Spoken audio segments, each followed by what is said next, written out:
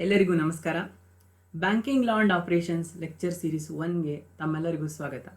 ನಾನು Sunil Kumar S, assistant professor and head, department of commerce and management, government first grade college Mulbagal, Kolar district. ನಾನು total 5 lecture ಸೀರೀಸ್ನ ಮಾಡಲಿದ್ದೇನೆ banking law and operations ಸಂಬಂಧಪಟ್ಟಂತೆ. ಅದರಲ್ಲಿ ಇದು ಮೊದಲನೆಯ ಲೆಕ್ಚರ್ ಸೀರೀಸ್ 1. ನನ್ನ ಈ ಎಲ್ಲ ಲೆಕ್ಚರ್ ಸೀರೀಸ್ನ ಮುಖ್ಯ ಉದ್ದೇಶ, The objective is to familiarize the students with the law and operations of banking. ವಿದ್ಯಾರ್ಥಿಗಳಿಗೆ ಬ್ಯಾಂಕಿನ ಕಾನೂನು ಮತ್ತು ಅದರ ಚಟುವಟಿಕೆಗಳ ಬಗ್ಗೆ ಪರಿಚಯ ಮಾಡಿಕೊಡುವತಕ್ಕಂಥದ್ದೇ ಈ ಒಂದು ಲೆಕ್ಚರ್ ಸೀರೀಸ್ನ ಮುಖ್ಯ ಉದ್ದೇಶ. ಈ 5 ಲೆಕ್ಚರ್ ಸೀರೀಸು 5 ಯೂನಿಟ್ನ ಕವರ್ ಆಗ್ತಾಯಿದೆ. ಈಗ ಮೊದಲನೇದಾಗಿ ಫಸ್ಟ್ ಲೆಕ್ಚರ್ ಸೀರೀಸಲ್ಲಿ ನಾವು unit number 1 banking law and ಆಪರೇಷನ್ಸಲ್ಲಿ unit number 1 banker and customer relationship, ಇದನ್ನು ಈ ಒಂದು ಮೊದಲನೇ ಲೆಕ್ಚರ್ ಸೀರೀಸಲ್ಲಿ ಡಿಸ್ಕಸ್ ಮಾಡೋಣ. ಈ ಒಂದು ಬ್ಯಾಂಕರ್ ಆ್ಯಂಡ್ ಕಸ್ಟಮರ್ ರಿಲೇಷನ್ಶಿಪ್ ಸಂಬಂಧಪಟ್ಟಂಗೆ ಈ ಒಂದು ಲೆಕ್ಚರ್ ಸೀರೀಸಲ್ಲಿ ನಾವು ಈ ಕೆಳಕಂಡ ವಿಷಯಗಳನ್ನು ಚರ್ಚೆ ಮಾಡಲಿದ್ದೇವೆ. ಮೊದಲನೇದಾಗಿ introduction, meaning of banker, bank, meaning of customer and general and special relationship of banker and customer. Introduction to banking. Finance is the lifeblood of trade, commerce and industry. Nowadays, banking sector acts as the backbone of modern business. Development of any country mainly depends upon the banking system. ಹಣಕಾಸು ಅಂತಕ್ಕಂಥದ್ದು ಯಾವುದೇ ವ್ಯಾಪಾರ, ವಾಣಿಜ್ಯ ಮತ್ತು ಕೈಗಾರಿಕೆಗೆ ಬಹಳ ಮುಖ್ಯವಾಗಿರ್ತಕ್ಕಂಥ ಅಂಶ. ಇತ್ತೀಚಿನ ದಿನಗಳಲ್ಲಿ ಈ ಬ್ಯಾಂಕಿಂಗ್ ವ್ಯವಸ್ಥೆ ಏನಾಗಿದೆ, ನಮ್ಮ ಒಂದು ಬಿಸ್ನೆಸ್ಗೆ ಒಂದು ಆಧಾರ ಸ್ತಂಭವಾಗಿದೆ. ಯಾವುದೇ ಒಂದು ದೇಶದ ಅಭಿವೃದ್ಧಿ ಆ ಒಂದು ದೇಶದ ಬ್ಯಾಂಕಿಂಗ್ ವ್ಯವಸ್ಥೆಯ ಮೇಲೆ ಅವಲಂಬಿತವಾಗಿರ್ತದೆ. Today banks have become a part and parcel of our life. There was a time when the developers of city alone could enjoy their services. Now, banks offer access to even common man. Apart from their traditional business-oriented functions, they have now come out to fulfill national responsibilities. ಒಂದಾನೊಂದು ಕಾಲದಲ್ಲಿ banks ಕೇವಲ ನಗರವಾಸಿಗಳಿಗೆ ಮಾತ್ರ ಸೀಮಿತವಾಗಿತ್ತು. ಈಗ ಒಬ್ಬ ಸಾಮಾನ್ಯ ವ್ಯಕ್ತಿ ಕೂಡ, ಹಳ್ಳಿಯಲ್ಲಿ ವಾಸ ಮಾಡ್ತಕ್ಕಂಥವರು ಕೂಡ ಈ ಬ್ಯಾಂಕ್ನ ಸೌಲಭ್ಯಗಳು ಸಿಗ್ತಾ ಇದ್ದಾವೆ. ಮತ್ತು ಈ ಬ್ಯಾಂಕ್ಗಳು ಅವುಗಳ ಮೂಲಭೂತವಾಗಿರ್ತಕ್ಕಂಥ ಕೆಲಸಗಳನ್ನು ಬಿಟ್ಟು ಇನ್ನೂ ಆಧುನಿಕವಾಗಿರ್ತಕ್ಕಂಥ ಸೇವೆಗಳನ್ನು ಗ್ರಾಹಕರಿಗೆ ಒದಗಿಸ್ತಾ ಇದ್ದಾವೆ. Bank cater to the needs of agriculturalists, industrialists and the traders, all other sections of the society also. Thus, they accelerate the economic growth of a country and steer the wheels of the economy towards its goals of self-reliance in all fields.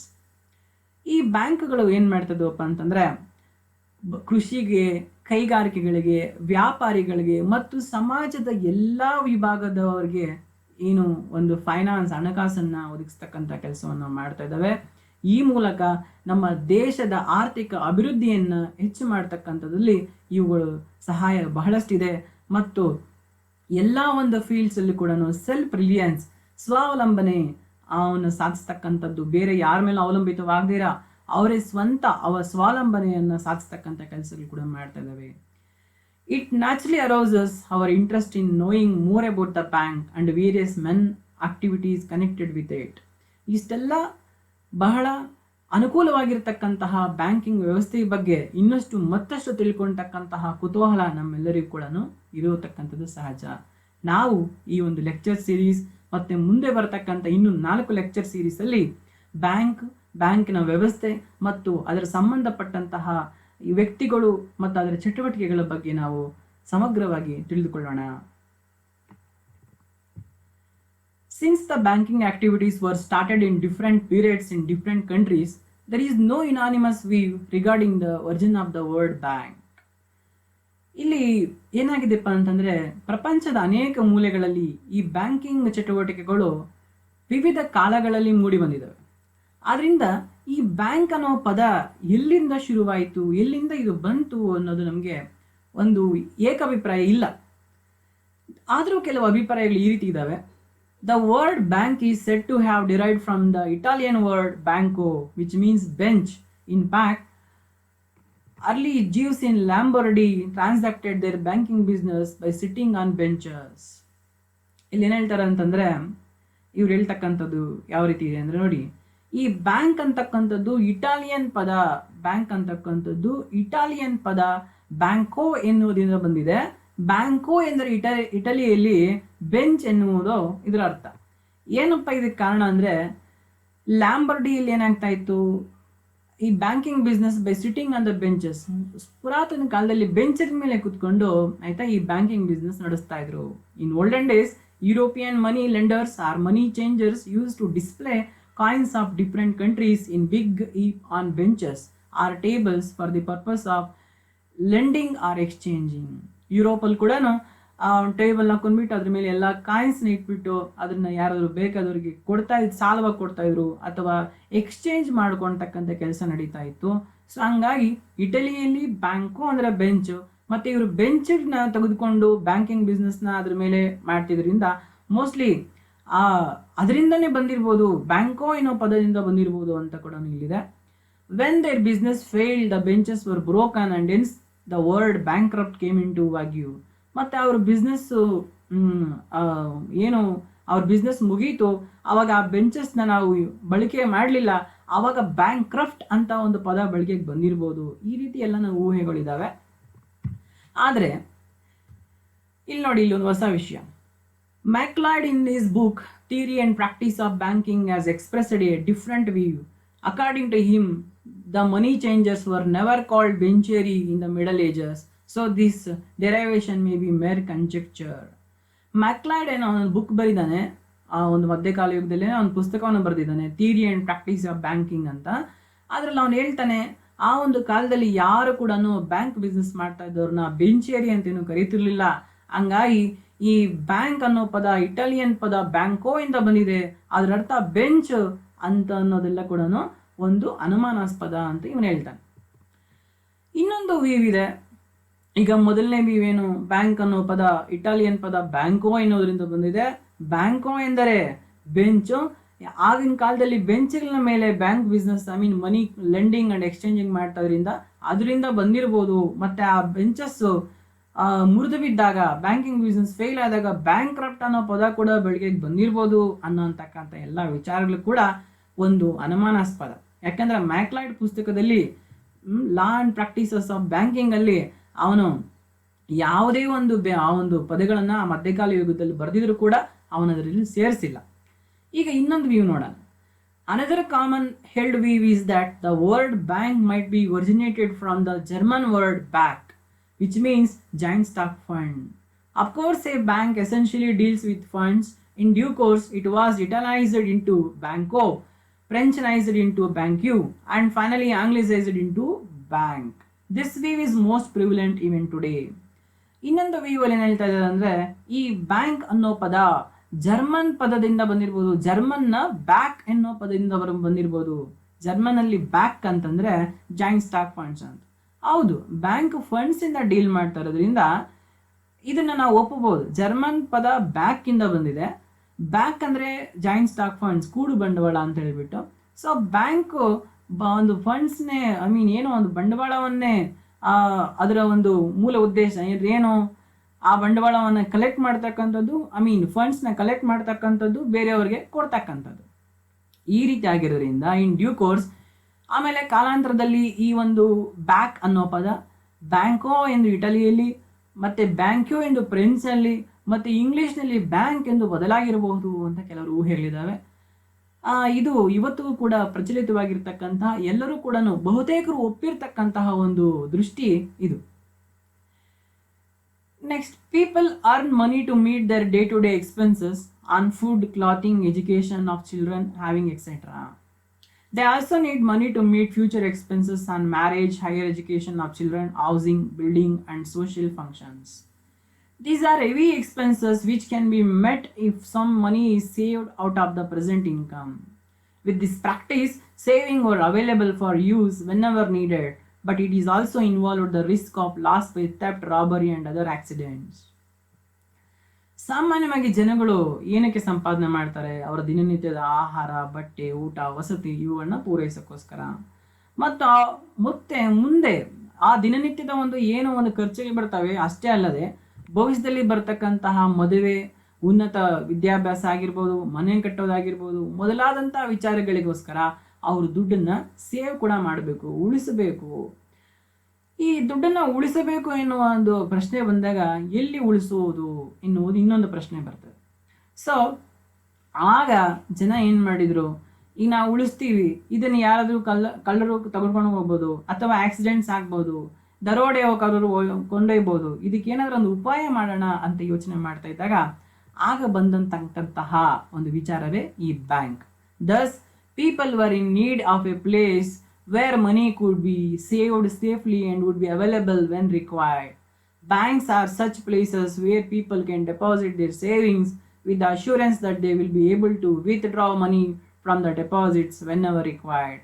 Bank is lawful organization which accept deposits that can be withdrawn on demand. It also tends money to individuals and business houses that it need. ಇಲ್ಲಿ ಅಂತ ಒಂದು place, ಎಲ್ಲರೂ ಉಳಿತಾಯ ಮಾಡಬೇಕು ಆ ಒಂದು ಪ್ಲೇಸಲ್ಲಿ, ಮತ್ತೆ ನಮಗೆ ಬೇಕಾದಾಗ ನಾವು ಅದನ್ನು ಪಡೆದುಕೊಳ್ಬೇಕು, ಈ ರೀತಿ ನಮ್ಮ ದುಡ್ಡನ್ನು ಸುರಕ್ಷಿತವಾಗಿ ಎಲ್ಲಿಡಬೇಕು ಅಂತ ಯೋಚನೆ ಮಾಡಿದಾಗ ಒಳದಂತಹ ಒಂದು ಉಪಾಯವೇ ಈ bank. Bank is a place where people will deposit their savings. ಇಲ್ಲಿ ಜನಗಳು ತಮ್ಮ ಉಳಿತಾಯವನ್ನ ಡೆಪಾಸಿಟ್ ಮಾಡ್ತಾರೆ ಮತ್ತು ಅವರು ಬೇಕಾದಾಗ ವಿತ್ಡ್ರಾ ಮಾಡ್ಕೊಳ್ತಕ್ಕಂತಹ ಒಂದು ಕಾನೂನಾತ್ಮಕವಾಗಿರ್ತಕ್ಕಂಥ ಒಂದು ಸಂಸ್ಥೆ, ಆ ಒಂದು ವ್ಯವಸ್ಥೆ ಈ ಬ್ಯಾಂಕ್ ಆಗಿದೆ. ಈ ಬ್ಯಾಂಕ್ ಏನು ಈ ಡೆಪಾಸಿಟ್ಸ್ನ ಜನಗಳಿಂದ ಹಣವನ್ನು ಸ್ವೀಕಾರ ಮಾಡಿ ಬರೀ ಅದು ತನ್ನಲ್ಲಿ ಉಳಿಸಿಕೊಳ್ಳೋದೆಲ್ಲ, ಯಾರಿಗೆ ಅವಶ್ಯಕತೆ ಇದೆ ಅವರು ವೈಯಕ್ತಿಕ ವ್ಯಕ್ತಿಗಳಾಗಿರ್ಬೋದು, ಅಥವಾ ಒಂದು ಬಿಸ್ನೆಸ್ ಮಾಡ್ತಕ್ಕಂಥ ಆರ್ಗನೈಸೇಷನ್ ಆಗಿರ್ಬೋದು, ಸಂಸ್ಥೆಗಳಾಗಿರ್ಬೋದು, ಅವ್ರಿಗೆ ಸಾಲವಾಗಿ ಕೂಡ ನೀಡ್ತವೆ. ಈಗ ಮೀನಿಂಗ್ ಅಂಡ್ ಡೆಫಿನೇಷನ್ ಆಫ್ ಬ್ಯಾಂಕ್ನ ಡಿಸ್ಕಸ್ ಮಾಡೋಣ. Meaning of bank. The term bank refers to a financial institution which deals with deposits and advances and other related services. Bank receives money from those who want to save in the form of deposits and it lends money to those who need it. ಇಲ್ಲಿ bank, the term bank ಅನ್ನೋದು ಇದೊಂದು ಹಣಕಾಸಿನ ಸಂಸ್ಥೆ which deals with the deposits and advances. ಇದು ಏನು ಜನರು ಕೊಡ್ತಕ್ಕಂಥ ಡೆಪಾಸಿಟ್ಸ್ನ ತೆಗೆದುಕೊಳ್ಳುತ್ತೆ ಮತ್ತು ಯಾರಿಗೆ ಅವಶ್ಯಕತೆ ಇದೆ ಈ ಒಂದು ದುಡ್ಡು ಅವರಿಗೆ ಇದನ್ನು ಸಾಲವಾಗಿ ನೀಡ್ತಕ್ಕಂತಹ ಒಂದು ಕೆಲಸವನ್ನು ಮಾಡ್ತದೆ. ಇದು ಒಂದು ಅರ್ಥ. ಈಗ ನಾವು ಇದರ ಡೆಫಿನೇಷನ್ ನೋಡೋಣ, ವ್ಯಾಖ್ಯಾನವನ್ನು ನೋಡೋಣ. Oxford dictionary defines bank as an establishment for custody of money which pays out of a customer's order. Oxford dictionary ಪ್ರಕಾರ ಹೇಳ್ಬೇಕಂದ್ರೆ ಬ್ಯಾಂಕ್ ಅಂತಕ್ಕಂಥದ್ದು ಒಂದು ವ್ಯವಸ್ಥೆ, ಇದನ್ನು ದುಡ್ಡನ್ನು ಸುರಕ್ಷಿತವಾಗಿ ಇಡಿಸ್ತಕ್ಕಂಥ ವ್ಯವಸ್ಥೆ ಮತ್ತು ಯಾವಾಗ ಕಸ್ಟಮರ್ಸು ಗ್ರಾಹಕರ ಆದೇಶದ ಮೇರೆಗೆ ಅದನ್ನು ಪೇ ಮಾಡುತ್ತದೆ ಅಂತ ಹೇಳ್ತಾರೆ. Indian banking regulation act 1949 appears to be more precise and acceptable. It defines banking company as a company which transacts the business of banking in India. Indian banking regulation act 1949 ಅದರ ಒಂದು ವ್ಯಾಖ್ಯಾನ ತುಂಬ ಚೆನ್ನಾಗಿದೆ. ಇದೇನು ಹೇಳುತ್ತಂದ್ರೆ, banking company ಅಂದರೆ ಏನು? A company which transacts the business of banking in India.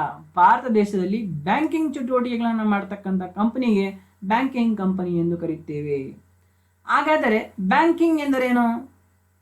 Banking as accepting for the purpose of lending and investment of deposits of money from the public, repayable on demand, order or otherwise, and withdrawal by check, draft, order or otherwise. So ಇಲ್ಲಿ banking ಅಂದರೆ ಸಾಲವನ್ನು ನೀಡುವುದಕ್ಕಾಗಿ ಅಥವಾ ಹೂಡಿಕೆ ಮಾಡುವುದಕ್ಕಾಗಿಯೇ ಏನೋ ಒಂದು deposits ದುಡ್ಡನ್ನು ಸ್ವೀಕಾರ ಮಾಡ್ತಕ್ಕಂಥದ್ದು ಜನರಿಂದ, ಮತ್ತೆ ಅವರಿಗೆ ಯಾವಾಗ ಬೇಕು, ಅವ್ರು ಯಾವಾಗ ಏನು ಆ ಬೇಡಿಕೆಯನ್ನು ಇಡ್ತಾರೆ, ವಿತ್ಡ್ರಾವಲ್ ಸ್ಲಿಪ್ ಮೂಲಕನೋ ಅಥವಾ ಚೆಕ್ ಮೂಲಕನೋ ಡ್ರಾಫ್ಟ್ ಮೂಲಕನೋ ಅಥವಾ ಇನ್ನು ಯಾವುದೇ ರೀತಿಯಾಗಿ ಅವರು ಬೇಡಿಕೆಯನ್ನು ಇಡ್ತಾರೆ, ಬೇಡಿಕೆಯನ್ನು ಇಟ್ಟಾಗ ಅವರಿಗೆ ವಾಪಸ್ ಕೊಡ್ತಕ್ಕಂತಹ ಒಂದು ಚಟುವಟಿಕೆಗೆ ಬ್ಯಾಂಕಿಂಗ್ ಎಂದು ನಾವು ಕರೆಯುತ್ತೇವೆ. Features of bank. ಈಗ ಬ್ಯಾಂಕ್ಗೆ ಅದರದೇ ಆಗಿರ್ತಕ್ಕಂತಹ ಲಕ್ಷಣಗಳಿದ್ದಾವೆ, ಅವು ಏನು ಅಂತ ನಾವು ಇಲ್ಲಿ ಡಿಸ್ಕಸ್ ಮಾಡೋಣ. Number 1, dealing in money. Bank is a financial institution which deals with other people's money, that is money given by depositors. ಮೊದಲನೇ ಲಕ್ಷಣ, ಇದು ಬೇರೆಯವರ ಹಣದೊಂದಿಗೆ ವ್ಯವಹಾರವನ್ನು ನಡೆಸುತ್ತದೆ. Second one, individual firm company. A bank may be a person, firm, or a company. A banking company means a company which is in the business of banking. ಈ ಒಂದು bank ಒಬ್ಬ ವ್ಯಕ್ತಿ ಆಗಿರ್ಬೋದು, ಅಥವಾ ಒಂದು ಫರ್ಮ್ ಆಗಿರ್ಬೋದು, ಅಥವಾ ಕಂಪನಿ ಕೂಡ ಆಗಿರ್ಬೋದು. ಇಲ್ಲಿ ಬ್ಯಾಂಕಿಂಗ್ ಕಂಪನಿ ಅಂದರೆ ಯಾವುದಾದರೂ ಕಂಪನಿ ಬ್ಯಾಂಕಿಂಗ್ ಚಟುವಟಿಕೆಗಳನ್ನು ನಡೆಸಬಹುದು ಆಗಿರುತ್ತದೆ. Third one, acceptance of deposit. A bank accepts money from the people in the form of deposits, which are usually repayable on demand or after the expiry of a fixed period. It gives safety to the deposits of its customers. It also acts as a custodian of funds of its customer. ಈ ಮೂರನೇ ಲಕ್ಷಣ ಏನಂದರೆ, ಈ bank ಜನರಿಂದ ಹಣವನ್ನು ಸ್ವೀಕರಿಸುತ್ತದೆ ಮತ್ತು ಅವರು ಅದನ್ನು ಯಾವಾಗ ಬೇಡ್ತಾರೋ ಅವಾಗ ಅವ್ರಿಗೆ ಅದನ್ನು ವಾಪಸ್ಸು ನೀಡ್ತದೆ. Next, fourth one, giving advances. Bank lends out money in the form of loans to those who require it for different purposes. ನಾಲ್ಕನೇದು ಏನಂದ್ರೆ, ಇದು ಸಾಲವನ್ನು ನೀಡುತ್ತದೆ. ಯಾರಾದರೂ ಅವಶ್ಯಕತೆ ಇರ್ತಕ್ಕಂಥವರು ಬ್ಯಾಂಕನ್ನು ಸಂಪರ್ಕಿಸಿದ್ರೆ ಇದು ಅವರಿಗೆ ಅಷ್ಟು ಹಣವನ್ನು ಸಾಲವಾಗಿ ಕೂಡ ನೀಡುತ್ತದೆ. Fifth one, payment and withdrawal. A bank provides easy payment and withdrawal facility to its customers in the form of checks and drafts. It also brings bank money in circulation. This money is in the form of checks, draft, etc. ಈ ಬ್ಯಾಂಕಲ್ಲಿ ಏನು ಹೂಡಿಕೆ ಮಾಡ್ತಾರೆ ಯಾರು ಹೂಡಿಕೆದಾರರು, ಅವರು ಯಾವಾಗ ಅವರಿಗೆ ಬೇಡಿಕೆ ಅಥವಾ ಅವ್ರಿಗೆ ಅವಶ್ಯಕತೆ ಇರ್ತದೆ ಆಗ ಹಣವನ್ನು ವಾಪಸ್ಸು ಪಡೆಯುವುದಕ್ಕೆ ಇದು ಸುಲಭವಾಗಿರ್ತಕ್ಕಂತಹ ಒಂದು ಮಾರ್ಗಗಳನ್ನು ಅನುಸರಿಸ್ತದೆ. ಅವರು ಚೆಕ್, ಡ್ರಾಫ್ಟ್ ಅಥವಾ ಇನ್ಯಾವುದೇ ಮೂಲವಾಗಿ ಅವರು ಹಣವನ್ನು ವಾಪಸ್ ಪಡೆಯಬಹುದು. Next, sixth one, agent and utility service. A bank provides various banking facilities to its customers. They include general utility services and agency services. ಈ ಬ್ಯಾಂಕು ಬರೀ ಹಣವನ್ನು ಸ್ವೀಕಾರ ಮಾಡೋದು ಮತ್ತು ಸಾಲವಾಗಿ ನೀಡೋದು ಅಷ್ಟೇ ಅಲ್ಲದೆ ಹಲವಾರು ಇನ್ನಿತರೆ ಒಂದು ಸೇವೆಗಳನ್ನು ಕೂಡ ಗ್ರಾಹಕರಿಗೆ ಒದಗಿಸ್ತವೆ. ಅದೇನು ಅಂತ ನಾವು ಮುಂದೆ ಇನ್ನಷ್ಟು ವಿವರವಾಗಿ ತಿಳ್ಕೊಳ್ತೀವಿ. Next, seventh one, profit and service orientation. A bank is a profit-seeking institution having service-oriented approach. ಈ ಬ್ಯಾಂಕ್ ಅಂತಕ್ಕಂಥದ್ದು ಇದು ಒಂದು ಲಾಭ ಮಾಡ್ತಕ್ಕಂತಹ ಒಂದು ಆರ್ಗನೈಸೇಷನ್ ಮತ್ತು ಸೇವೆ ಕೂಡ ಇದು ನೀಡ್ತದೆ. ಅಂದರೆ ಸೇವೆ ಮಾಡುವ ಮೂಲಕ ಲಾಭವನ್ನು ಪಡಿತಕ್ಕಂತಹ ಒಂದು ವಿಭಿನ್ನವಾಗಿರ್ತಕ್ಕಂಥ ಸಂಸ್ಥೆ ಈ ಒಂದು ಬ್ಯಾಂಕ್ ಆಗಿರ್ತದೆ. ನೆಕ್ಸ್ಟ್, ಎಂಟನೇದು, ever increasing functions. Banking is an evolutionary concept. There is a continuous expansion and diversification as regard the functions, services and activities of a bank. ಈ ಬ್ಯಾಂಕಿಂಗ್ ಅಂತಕ್ಕಂಥದ್ದು ವಿಕಾಸವಾಗುತ್ತಿರತಕ್ಕಂತಹ ಒಂದು ಕಾರ್ಯ ಆಗಿದೆ. ಇದು ಎಂದೆಂದಿಗೂ ಕೂಡ ಇದೇ ರೀತಿ ವಿಕಾಸವಾಗ್ತಾ ಬೆಳವಣಿಗೆ ಆಗ್ತಾನೆ ಹೊಂದ್ತಾ ಇರ್ತದೆ. Next, ninth one, connecting link. A bank acts as A connecting link between borrowers and lenders of money. Banks collects money from those who have surplus money and give the same to those who are in need of money. ಈ bank ಒಂದು link ರೀತಿ, ಒಂದು ಸರಪಳಿ ರೀತಿ ಕೆಲಸ ಮಾಡ್ತದೆ. ಅಂದರೆ ಹಣ ಇರ್ತಕ್ಕಂಥವರು ಮತ್ತೆ ಹಣ ಬೇಕಾಗಿರ್ತಕ್ಕಂಥವರು, ಅಂದರೆ ಹಣ ನಮ್ಮ ಹತ್ರ ಹೆಚ್ಚಿದೆ, ಎಲ್ಲಾದರೂ ಸೇವ್ ಮಾಡಬೇಕು, ಇದನ್ನು ಉಳಿಸಬೇಕು ಅಂತಕ್ಕಂಥವ್ರಿಗೂ, ಮತ್ತು ನಾವು ಯಾವುದೋ ಒಂದು ಬಿಸ್ನೆಸ್ ಇದೆ ಅಥವಾ ನಮಗೊಂದು ಕೆಲಸ ಇದೆ, ನಮಗೆ ಇಲ್ಲಿ ಹಣ ಬೇಕಾಗಿದೆ ಅನ್ನೋರ್ಗೂ ಒಂದು ಸರಪಳಿಯಾಗಿ ಅವರಿಬ್ಬರ ಮಧ್ಯೆ ಕೊಂಡಿಯಾಗಿ ಈ ಬ್ಯಾಂಕ್ ಕೆಲಸ ಮಾಡ್ತದೆ. Banking business. A bank main activity should be to do business of banking which should not be subsidy to any other business. ಇಲ್ಲಿ ಒಂದು ಬ್ಯಾಂಕ್ ಅಂದರೆ ಅದರ ಮುಖ್ಯ ಉದ್ದೇಶ ಬ್ಯಾಂಕಿಂಗ್ ಆಗಿರಬೇಕು. ಬೇರೆ ಯಾವುದೋ ಉದ್ದೇಶ ಮಾಡಿಕೊಂಡು ಎರಡನೇ ಉದ್ದೇಶ ಬ್ಯಾಂಕಿಂಗ್ ಆಗಿರಬಾರ್ದು. ಮುಖ್ಯ ಉದ್ದೇಶ ಬ್ಯಾಂಕಿಂಗ್ ಆಗಿರಬೇಕು, ಎರಡನೇ ಉದ್ದೇಶ ಬೇರೆಯದು ಆಗಿರಬಹುದು. ನೆಕ್ಸ್ಟ್, ಕೊನೆಯ ಒಂದು ಲಕ್ಷಣ, name identity. A bank should always add the word bank to its name to enable people to know that it is a bank and that it is dealing in money. ಈ bank ಅಂತಕ್ಕಂಥದ್ದು ಅದರ ಹೆಸರಿನ ಜೊತೆ, ಇದರ ಮುಖ್ಯವಾದ ಲಕ್ಷಣ ಅಂದರೆ ಯಾವುದೇ ಬ್ಯಾಂಕ್ ಆಗಿರ್ಬೋದು, ಅದರ ಹೆಸರಿನ ಜೊತೆ ಬ್ಯಾಂಕ್ ಎನ್ನುವ ಪದವನ್ನು ಅದು ತಗುಲಿಸಿಕೊಂಡಿರಬೇಕು, ಇದರಿಂದ ಅಥವಾ ಸೇರಿಸ್ಕೊಂಡಿರಬೇಕು. ಇದರಿಂದ ಏನಾಗುತ್ತೆ ಅಂದರೆ ಜನಗಳಿಗೆ ಇದು ಬ್ಯಾಂಕ್ ಎಂದು ಮತ್ತು ಇದು ಹಣದ ಜೊತೆ ವ್ಯವಹಾರ ಮಾಡ್ತದೆ ಎಂದು ತಿಳಿದು ಬರ್ತದೆ. ಉದಾಹರಣೆಗೆ SBI ಬ್ಯಾಂಕ್, ಕೆನರಾ ಬ್ಯಾಂಕ್. ನೋಡಿ, ಕೆನರಾ ಅನ್ನೋದು ಅದು ಹೆಸರು, ಬ್ಯಾಂಕ್ ಎನ್ನುವ ಒಂದು ಪದವನ್ನು ಅದು ಆ್ಯಡ್ ಮಾಡಿಕೊಂಡಿದೆ. ಕೆನರಾ ಬ್ಯಾಂಕ್ ಆಯಿತಾ. ಈ ಆರ್ ಬಿ ಐ ಕೂಡ ತೊಗೊಬೋದು, ರಿಸರ್ವ್ ಬ್ಯಾಂಕ್ ಅಂತ ಕೂಡ ನಾವು ತೆಗೆದುಕೊಳ್ಬಹುದು ಈ ರೀತಿ. ನೆಕ್ಸ್ಟ್ ಮುಂದೆ ನಾವು ತಿಳ್ಕೊಳ್ಳೋಣ ಬ್ಯಾಂಕರ್ ಅಂಡ್ ಕಸ್ಟಮರ್. ಇದ್ರ ಬಗ್ಗೆ ನಾವು ಇವಾಗ ಇಲ್ಲಿ ಚರ್ಚೆ ಮಾಡೋಣ.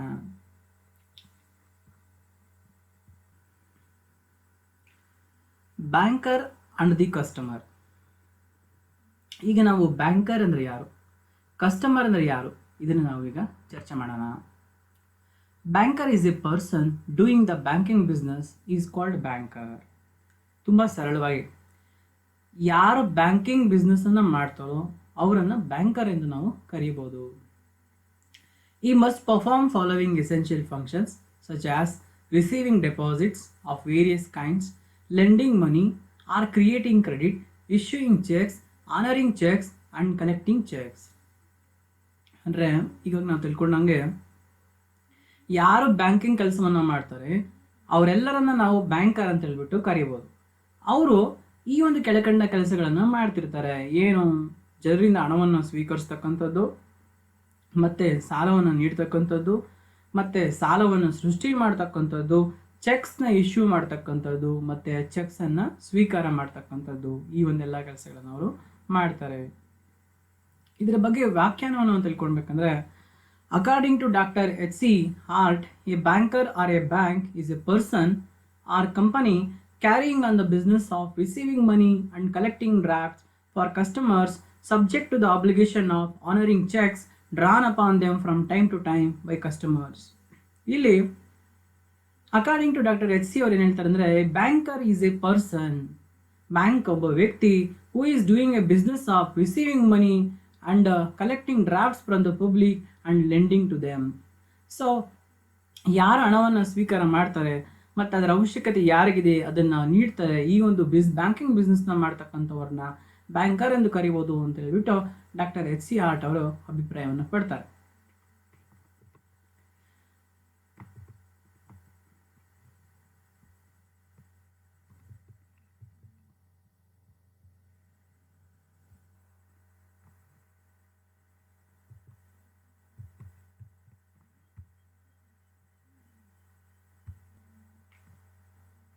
ಕಸ್ಟಮರ್. ಈಗ ಕಸ್ಟಮರ್ ಅಂದರೆ ಯಾರು ಅಂತ ತಿಳ್ಕೊಳ್ಳೋಣ. The term customer has not yet been statutorily defined. Generally the term customer means a person who has an account with bank. Banking experts and legal judgements in the past, however, used to qualify this statement by laying emphasis on the period for which such account had actually been maintained with the bank. ಇಲ್ಲಿ customer ಅಂದರೆ ಏನು ಅಂತಕ್ಕಂತಹ ಒಂದು ಪದಕ್ಕೆ ಏನೋ ಒಂದು standard meaning ಇಲ್ಲ, ಆಯಿತಾ. ಆದರೆ ನಾವು ಜನರಲ್ ಆಗಿ ಇದನ್ನು ನಾವು ತಿಳ್ಕೊತಾ ಇದ್ದೀವಿ. ಇಲ್ಲಿ ಕಸ್ಟಮರ್ ಅಂದರೆ ಇನ್ನೊಂದು ವಿಷಯ ಗಮನಿಸ್ಬೇಕು ನೀವು, ಇದು ನಾರ್ಮಲ್ ಕಸ್ಟಮರ್ ಅಲ್ಲ. ಏನು ನಿಮಗೆ buying and selling goods and services ಮಾಡ್ತಾರೆ ಆ ಕಸ್ಟಮರ್ಸ್ ಅಲ್ಲ. ಇಲ್ಲಿ ಬ್ಯಾಂಕ್ ಸಂಬಂಧಪಟ್ಟಂಗೆ ಕಸ್ಟಮರ್ಸ್ನ ಡಿಸ್ಕಸ್ ಮಾಡ್ತಾ ಇದ್ದೀವಿ. ಜನರಲ್ ಆಗಿ ಹೇಳ್ಬೇಕಂದ್ರೆ ಇಲ್ಲಿ ದ ಕಸ್ಟಮರ್ ಅಂದರೆ ಯಾರು, the person who has an account with bank. ಯಾರು ಬ್ಯಾಂಕಲ್ಲಿ ತನ್ನ ಅಕೌಂಟ್ ಖಾತೆಯನ್ನು ಹೊಂದಿರ್ತಾನೆ ಅವನ್ನ ಕಸ್ಟಮರ್ ಅಂತ ಹೇಳ್ಬಿಟ್ಟು ಕರೀಬೋದು. Next, customer is a person who utilise one or more of the services provided by the bank.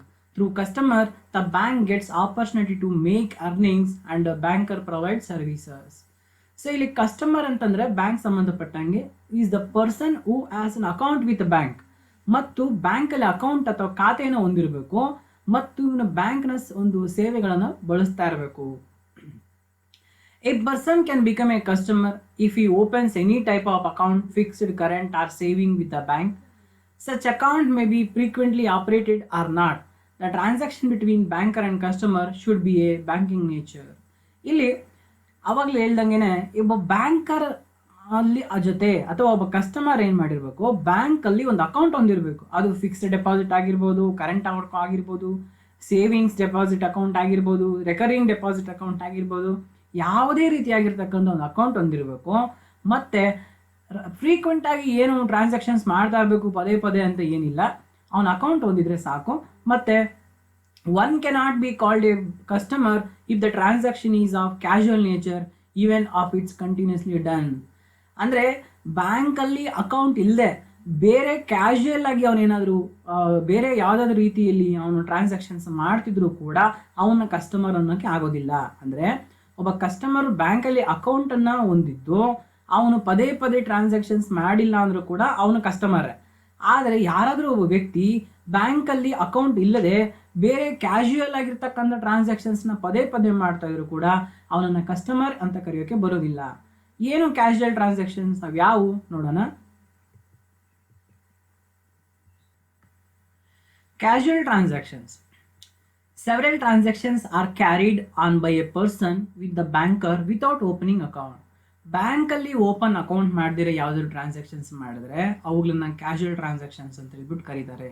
Example: purchasing of a draft, payment of LIC premium, payment of electricity bill, encashment of cheque, bearer check which is not crossed or open check, purchase of traveler's check can be done even without opening current account. If such transactions are done regularly, even then the person cannot be called a customer. ಇಂತಹ ಒಂದು ಟ್ರಾನ್ಸಾಕ್ಷನ್ಸ್ನ ಅಂದರೆ account open ಮಾಡಿದಿರ ಮಾಡ್ತಕ್ಕಂಥ casual ಟ್ರಾನ್ಸಾಕ್ಷನ್ಸ್ನ ನೀವು ಪದೇ ಪದೇ ಮಾಡಿದ್ರು ನೀವು customer ಅಂತ ಹೇಳ್ಬಿಟ್ಟು ನಾವು ಕರೆಯೋದಕ್ಕೆ ಸಾಧ್ಯ ಇಲ್ಲ. Therefore, any person can become a customer if he opens any type of account with a bank. So ಇದರಿಂದ ನಮ್ಗೆ ಏನು ಗೊತ್ತಾಯಿತು, ಯಾರಾದರೂ ಒಬ್ಬ ಕಸ್ಟಮರ್ ಆಗಬೇಕಂದ್ರೆ ಬ್ಯಾಂಕಲ್ಲಿ ಅವನು ಒಂದು ಯಾವುದಾದ್ರೂ ರೀತಿಯಾಗಿರ್ತಕ್ಕಂಥ ಒಂದು ಅಕೌಂಟ್ ಓಪನ್ ಮಾಡಿರಬೇಕು. Such account frequently operated or not. ಆ ಒಂದು ಅಕೌಂಟು ಪದೇ ಪದೇ ಉಪಯೋಗಿಸ್ತಾ ಇರ್ಬೋದು ಅಥವಾ ಉಪಯೋಗಿಸದೇ ಇರ್ಬೋದು.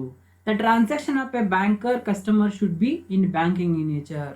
ಮತ್ತು ಅವ್ರ ಮಧ್ಯೆ ನಡೀತಕ್ಕಂಥ ಟ್ರಾನ್ಸಾಕ್ಷನ್ಸು ಬ್ಯಾಂಕರ್ ಮತ್ತು ಕಸ್ಟಮರ್ ಮಧ್ಯೆ ನಡೀತಕ್ಕಂಥ ಟ್ರಾನ್ಸಾಕ್ಷನ್ಸು ಬ್ಯಾಂಕ್ನ ನೇಚರಲ್ಲಿ ಇರಬೇಕು. One cannot be called a customer if the transaction is of casual nature, even if it continuously done. Bank account open ಮಾಡದೆ ಕ್ಯಾಶುಯಲ್ ಆಗಿ ನೀವೇನಾದರೂ ಟ್ರಾನ್ಸಾಕ್ಷನ್ಸ್ ಮಾಡಿದ್ರೆ ಪದೇ ಪದೇ ಮಾಡಿದ್ರು ಕೂಡ ಅಂತಹ ವ್ಯಕ್ತಿ ಕಸ್ಟಮರ್ ಆಗಲು ಸಾಧ್ಯವಿಲ್ಲ. ಇದನ್ನ ನಾವು ಈ ಒಂದು ಡಿಸ್ಕಷನಲ್ಲಿ ತಿಳ್ಕೊಂಡಿದ್ದೀವಿ. ಈಗ ನಾವು ಮುಂದೆ ಡೆಫಿನೇಷನ್ ಆಫ್ ಕಸ್ಟಮರ್ನ ಗಮನಿಸಿದ್ರೆ, according to doctor Herbert L. Hart, a customer is one who has account with a banker. ತುಂಬ ಸರಳವಾಗಿದೆ. ಯಾರು ಬ್ಯಾಂಕರ್ ಜೊತೆ ಒಂದು ಅಕೌಂಟ್ನ ಹೊಂದಿರ್ತಾನೆ ಅವ್ರನ್ನ ಬ್ಯಾಂಕರ್ ಅಂತ ಕಸ್ಟಮರ್ ಅಂತ ಹೇಳ್ಬಿಟ್ಟು ಕರಿತೀವಿ. For whom a banker habitually undertakes to act of such. So ಅದೇ ರೀತಿ ಯಾರಿಗೆ ಬ್ಯಾಂಕರು ಸೇವೆಗಳನ್ನು ಒದಗಿಸ್ತಾ ಇರ್ತಾನೆ ಅಂತ ಕೂಡ ನಾವು ಅದನ್ನು ಸೇರಿಸ್ಕೊಳ್ಬೋದು. So according to doctor Herbert L Hart, a customer is a one who has account with a banker or for whom banker habitually undertakes to act as such. ಯಾರು ಬ್ಯಾಂಕಲ್ಲಿ ಅಕೌಂಟ್ನ ಹೊಂದಿರ್ತಾನೆ ಅಥವಾ ಬ್ಯಾಂಕು ಯಾರಿಗೆ ತನ್ನ ಸೇವೆಗಳನ್ನು ಪೂರೈಸ್ತದೆ ಅಂಥವರನ್ನ ಕಸ್ಟಮರ್ ಅಂತ ಹೇಳ್ಬಿಟ್ಟು ನಾವು ಕರೀಬೋದು. Now, very important concept, relationship between banker and customer. This is very very important in the point of exam as well as in the point of knowledge. Essentially, the relationship between the banker and the customer is that of contractual relationship. This relationship is of two types, general relationship and special relationship. ಇಲ್ಲಿ ಸಂಬಂಧ banker ಮತ್ತು customer ಜೊತೆ ಸಂಬಂಧ ಅಂದರೆ ಇದು ಯಾವುದೋ ರಕ್ತ ಸಂಬಂಧ ಆ ಥರ ಅಲ್ಲ. ಇಲ್ಲಿ ಕಾಂಟ್ರಾಕ್ಚುಯಲ್ ರಿಲೇಷನ್ಶಿಪ್ ಅವರ ಮಧ್ಯೆ ಇರ್ತಕ್ಕಂಥದ್ದು ಏನು ಒಂದು ಒಪ್ಪಂದದ ಸಂಬಂಧ ಇಲ್ಲಿ ಇರ್ತದೆ. ಈ ಒಂದು ಕಾಂಟ್ರಾಕ್ಚುಯಲ್ ರಿಲೇಷನ್ಶಿಪ್ ಅಂತಂದ್ರೆ ಏನಪ್ಪ ಅಂದರೆ ಅವರಿಗೆ rights and obligations mutual rights and obligations ಆಗಿರ್ತವೆ. ಮತ್ತು ಇಲ್ಲಿ ಈ ಒಂದು ರಿಲೇಷನ್ಶಿಪ್ ಬಿಟ್ವೀನ್ ಬ್ಯಾಂಕರ್ ಆ್ಯಂಡ್ ಕಸ್ಟಮರ್ನ ನಾವು ಎರಡು ರೀತಿಯಾಗಿ ವಿಂಗಡಿಸ್ಬೋದು. Number 1, special relationship and general relationship. General relationship gives general rights and obligation to banker and customer. ಇಲ್ಲಿ ಜನರಲ್ ರಿಲೇಷನ್ಶಿಪ್ ಏನು ಮಾಡುತ್ತಪ್ಪ ಅಂದರೆ ಸಾಮಾನ್ಯವಾಗಿರ್ತಕ್ಕಂಥ ಸಂಬಂಧ. ಇದು ಜನರಲ್ ರೈಟ್ ಸಾಮಾನ್ಯ ಹಕ್ಕುಗಳು ಮತ್ತು ಸಾಮಾನ್ಯ ಕರ್ತವ್ಯಗಳನ್ನು ಬ್ಯಾಂಕರ್ ಮತ್ತು ಕಸ್ಟಮರ್ ಜೊತೆ ಇದು ಉಂಟು ಮಾಡ್ತದೆ. It may further be classified as primary and second relationship.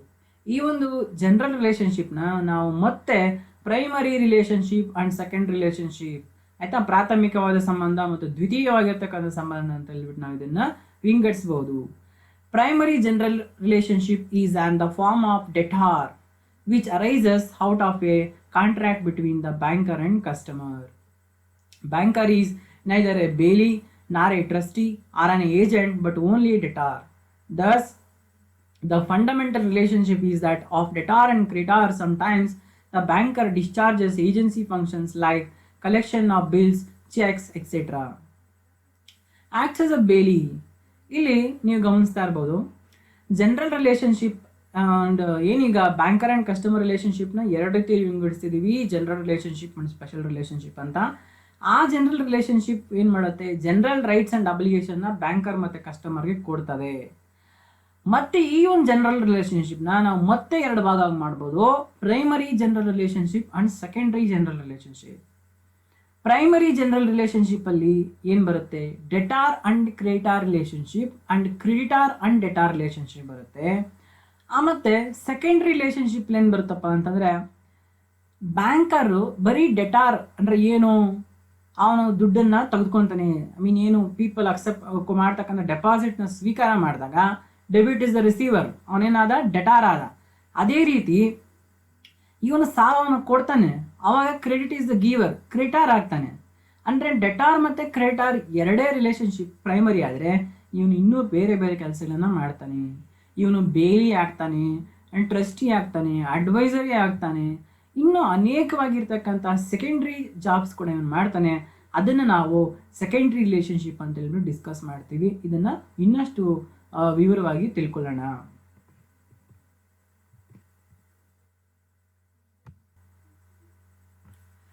The general relationship between a banker and a customer may be classified into general relationship and special relationship. So again ನೋಡಿ, ಇಲ್ಲಿ chart ನೀವು ನೋಡಿದ್ರೆ ನಿಮಗೆ ಇದರಲ್ಲಿ ತುಂಬ ಚೆನ್ನಾಗಿ ಕಾಣ್ತಾ ಇದೆ. General relationship we can classify as N A primary relationship and secondary relationship. In the primary relationship, debtor and creditor relationship,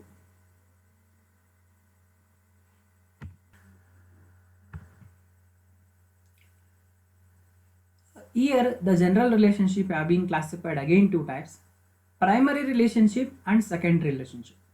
In primary relationship, debtor and creditor and debtor, these and all the two will come.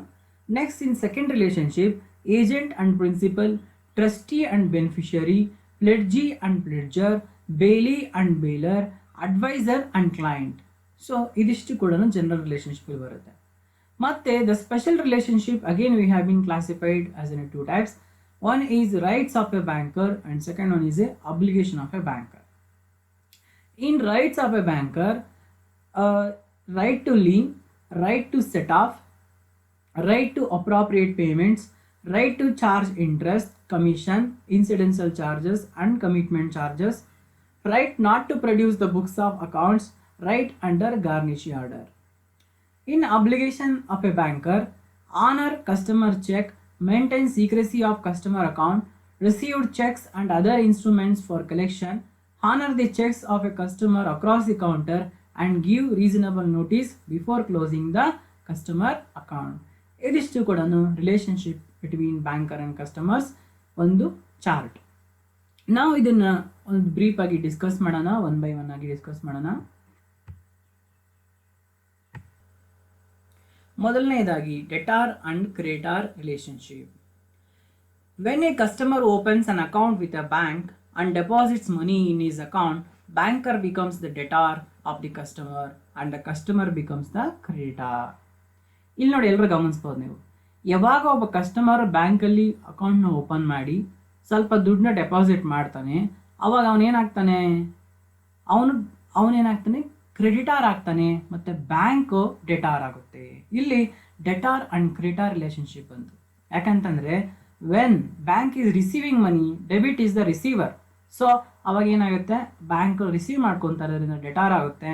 And ಇಲ್ಲಿ customer is giving ಮನಿ, ಆಯಿತಾ, ಅವನು deposit ಮಾಡ್ತಿದ್ದಾನೆ ಬ್ಯಾಂಕಲ್ಲಿ, so credit is the ಗಿವರ್, ಅವಾಗ ಅವನು creditor ಆಗ್ತಾನೆ. ಇಲ್ಲಿ bank ಮತ್ತು ಕಸ್ಟಮರ್ ರಿಲೇಶನ್ಶಿಪ್ ಯಾವ ಥರ ಆಯ್ತು, ಇಲ್ಲಿ ಡೆಟಾರ್ ಆ್ಯಂಡ್ ಕ್ರೆಡಿಟಾರ್ ರಿಲೇಶನ್ಶಿಪ್ ಆಯಿತು. ಇಲ್ಲಿ ಬ್ಯಾಂಕು ಡೆಟಾರು ಆ್ಯಂಡ್ ಕಸ್ಟಮರು ಕ್ರೆಡಿಟಾರ್, ಅವ್ರ ಮಧ್ಯೆ ಇರ್ತಕ್ಕಂಥ relationship debtor and creditor relationship. Special features of debtor and creditor relationship ಏನಪ್ಪ ಅಂದರೆ, banker is called A dignified debtor. ಅಂದರೆ ನಾವು ನಾರ್ಮಲಾಗಿ ಅಕೌಂಟ್ಸಲ್ಲಿ ನೋಡ್ತಾ ಇರ್ತೀವಿ, ಅಕೌಂಟೆನ್ಸಿಲಿ ಡೆಟಾರ್ ಆ್ಯಂಡ್ ಕ್ರೆಡಿಟಾರ್ ಅಂತ. ಇಲ್ಲಿ ಆ ಒಂದು ಡೆಟಾರ್ಗೂ ಇಲ್ಲಿ ಇರ್ತಕ್ಕಂತಹ ಬ್ಯಾಂಕ್ ಡೆಟಾರ್ ಆಗಿರೋದಕ್ಕೂ ವ್ಯತ್ಯಾಸ ಇದೆ. ಕೆಲವು ಸ್ಪೆಷಲ್ ಫೀಚರ್ಸ್ ಇದಾವೆ. ಏನಂದ್ರೆ banker is called A dignified debtor. ಇಲ್ಲಿ ಬ್ಯಾಂಕ್ನ ಡಿಗ್ನಿಫೈಡ್ ಡೆಟಾರ್ ಅಂತೇಳಿ ಕರಿತೀವಿ. Customer is not the secured creditor of bank. ಇಲ್ಲಿ ಕಸ್ಟಮರ್ ಏನು ದುಡ್ಡು ಕೊಡ್ತಾನೆ, ಅವ್ನು ಕೊಟ್ಟಿರ್ತಕ್ಕಂಥ ಡೆಪಾಸಿಟ್ಸ್, ಅವ್ನು ಮಾಡಿರ್ತಕ್ಕಂಥ ಡೆಪಾಸಿಟ್ಗೆ ಯಾವುದೇ ಒಂದು ಸೆಕ್ಯೂರಿಟಿ ಇಲ್ಲಿ ಇರೋದಿಲ್ಲ. Next, customers balance at a bank is not repayable. Customer balance ಏನಿದೆ ಅದನ್ನು ಅನ್ಲೆಸ್ ಅವನೋಗಿ ಡಿಮ್ಯಾಂಡ್ ಮಾಡೋವರೆಗೂ ಯಾರು ಕೊಡೋದು ಇಲ್ಲ. Next, banker should pay the deposits money on demand by the customer. Customer ಹೋಗಿ ಡಿಮ್ಯಾಂಡ್ ಮಾಡಿದ್ರೆ ಮಾತ್ರ ಇಲ್ಲಿ ಬ್ಯಾಂಕರ್ ಏನು ಮಾಡಬೇಕು, ದುಡ್ಡನ್ನು ಕೊಡಬೇಕು. And the deposit should be paid at the appropriate place. ಮತ್ತು ಇಲ್ಲಿ ಡೆಪಾಸಿಟ್ನ ಯಾವ ಪ್ಲೇಸಲ್ಲಿ ಅಂದ್ರೆ ಆ ಪ್ಲೇಸ್ ಕೊಡೋಂಗಿಲ್ಲ, ಆಯಿತಾ. ನೀವು ಹೋಗಿ ಬ್ಯಾಂಕರ್ ಮನೆಗೆ ಹೋಗಿ ಕೇಳೋಂಗಿಲ್ಲ ನನಗೆ ದುಡ್ಡು ಕೊಡು ಅಂತ. You want to go only to the bank. The demand should be made by the customer on working days and during the business hours, and it should be made in the proper form. ನೀವು demand ಮಾಡಬೇಕು ಅಂದರೆ ಎಲ್ಲಂದ್ರೆ ಹೋಗಿ demand ಮಾಡಿದ್ರೆ ನಿಮ್ಮ ದುಡ್ಡು customer ಆಗಿದ್ರು ಕೂಡ ನಿಮ್ಗೆ ಕೊಡೋದಿಲ್ಲ. ನೀವೇನು ಮಾಡಬೇಕು, ಪ್ರಾಪರ್ ಪ್ಲೇಸ್ಗೆ ಹೋಗಬೇಕು ಆ್ಯಂಡ್ ವರ್ಕಿಂಗ್ ಡೇಸಲ್ಲೇ ಹೋಗ್ಬೇಕು, ಬ್ಯಾಂಕ್ಗೆ ಪ್ರಾಪರ್ ಟೈಮಲ್ಲಿ ಹೋಗಬೇಕು, ಮತ್ತು ಬಿಸ್ನೆಸ್ ಅವರ್ಸ್ ಅಂತ ಫಿಕ್ಸ್ ಮಾಡಿದರೆ ಆ ಟೈಮಲ್ಲಿ ಹೋಗಬೇಕು, ಮತ್ತು ಪ್ರಾಪರ್ ಫಾರ್ಮ್, ಚೆಕ್ಕು ಇಲ್ಲ ಡ್ರಾಫ್ಟು, ಈ ಅದರ್ವೈಸ್ ಯಾವುದಾದ್ರೂ ಬೇರೆ ಮೂಲಗಳಿಂದ ನೀವು ಪ್ರಾಪರ್ ಫಾರ್ಮಲ್ಲಿ ಡಿಮ್ಯಾಂಡ್ ಮಾಡಿದ್ರೆ ಮಾತ್ರ ನಿಮ್ಗೆ ಅವರು ದುಡ್ಡನ್ನು ಕೊಡ್ತಾರೆ. ಇದು ಈ ನಾರ್ಮಲ್ ಆಗಿ ಬರ್ತಕ್ಕಂಥ ಡೆಟಾರ್ಸ್ಗೆ ಈ ಒಂದು ಫೆಸಿಲಿಟೀಸ್ ಇರೋದಿಲ್ಲ. ಬಟ್ ಓನ್ಲಿ ಬ್ಯಾಂಕರ್ಗೆ ಒಬ್ಬ ಡೆಟಾರ್ ಆದಿಗೆ ಮಾತ್ರ ಇದು ಇರ್ತದೆ. ಯಾಕಂದರೆ ಇಲ್ಲಿ banker is not A ordinary debtor, is A dignified debtor.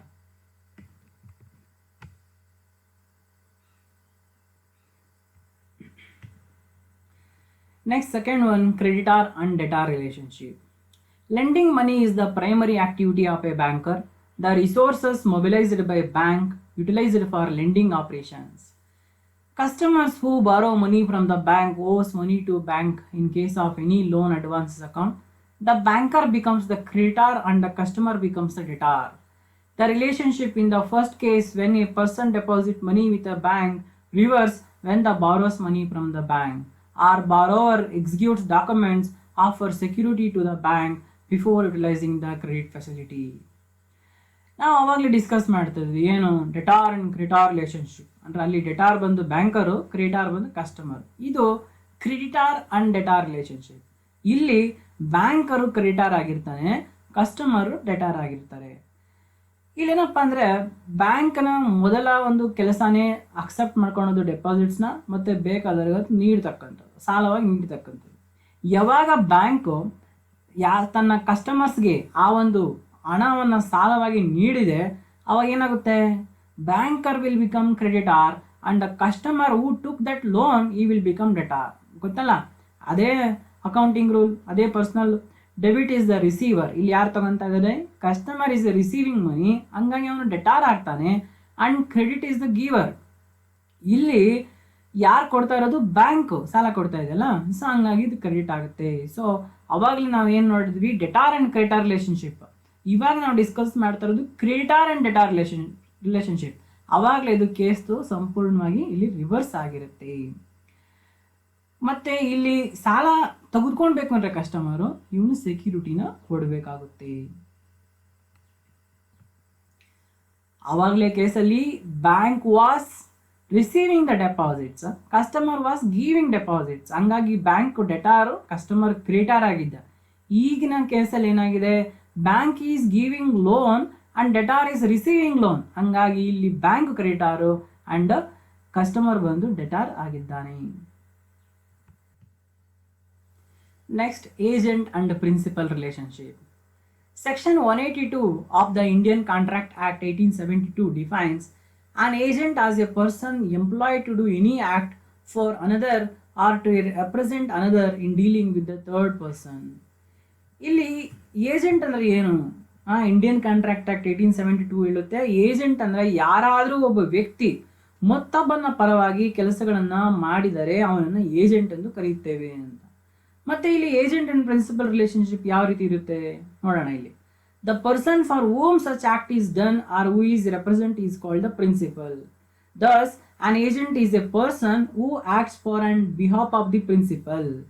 Banker collects checks bills and makes payments various authorities with rent, telephone bill, insurance premium, subscription, etc. on behalf of its customers. Banks also abide by the standing instructions given by its customers. In all such cases, banks acts as the agent of the customer and charges for these services where the customer acts as a principal. So ಈಗ ತಾನೇ ನಾವು ತಿಳ್ಕೊಂಡ್ವಿ ಏನು, according to Indian contract act 1872, ಯಾರಾದರೂ ಒಬ್ಬ ವ್ಯಕ್ತಿ ಇನ್ನೊಬ್ಬ ವ್ಯಕ್ತಿಯ ಪರವಾಗಿ ಕೆಲಸಗಳನ್ನು ಮಾಡಿದರೆ ಅವನನ್ನು ಏಜೆಂಟ್ ಎಂದು ಕರೀತಾರೆ. ಮತ್ತು ಯಾರ ವ್ಯಕ್ತಿಯ ಪರವಾಗಿ ಇನ್ನೊಬ್ಬ ಕೆಲಸವನ್ನು ಮಾಡುತ್ತಾನೋ ಆ ವ್ಯಕ್ತಿಯನ್ನು ಪ್ರಿನ್ಸಿಪಲ್ ಎಂದು ಕರೆಯುತ್ತೇವೆ ಅಂತ. ಅಂದರೆ ಇಲ್ಲಿ ಬ್ಯಾಂಕ್ ಕೂಡ ಏಜೆಂಟ್ ಆಗಿ ಕೆಲಸ ಮಾಡುತ್ತೆ.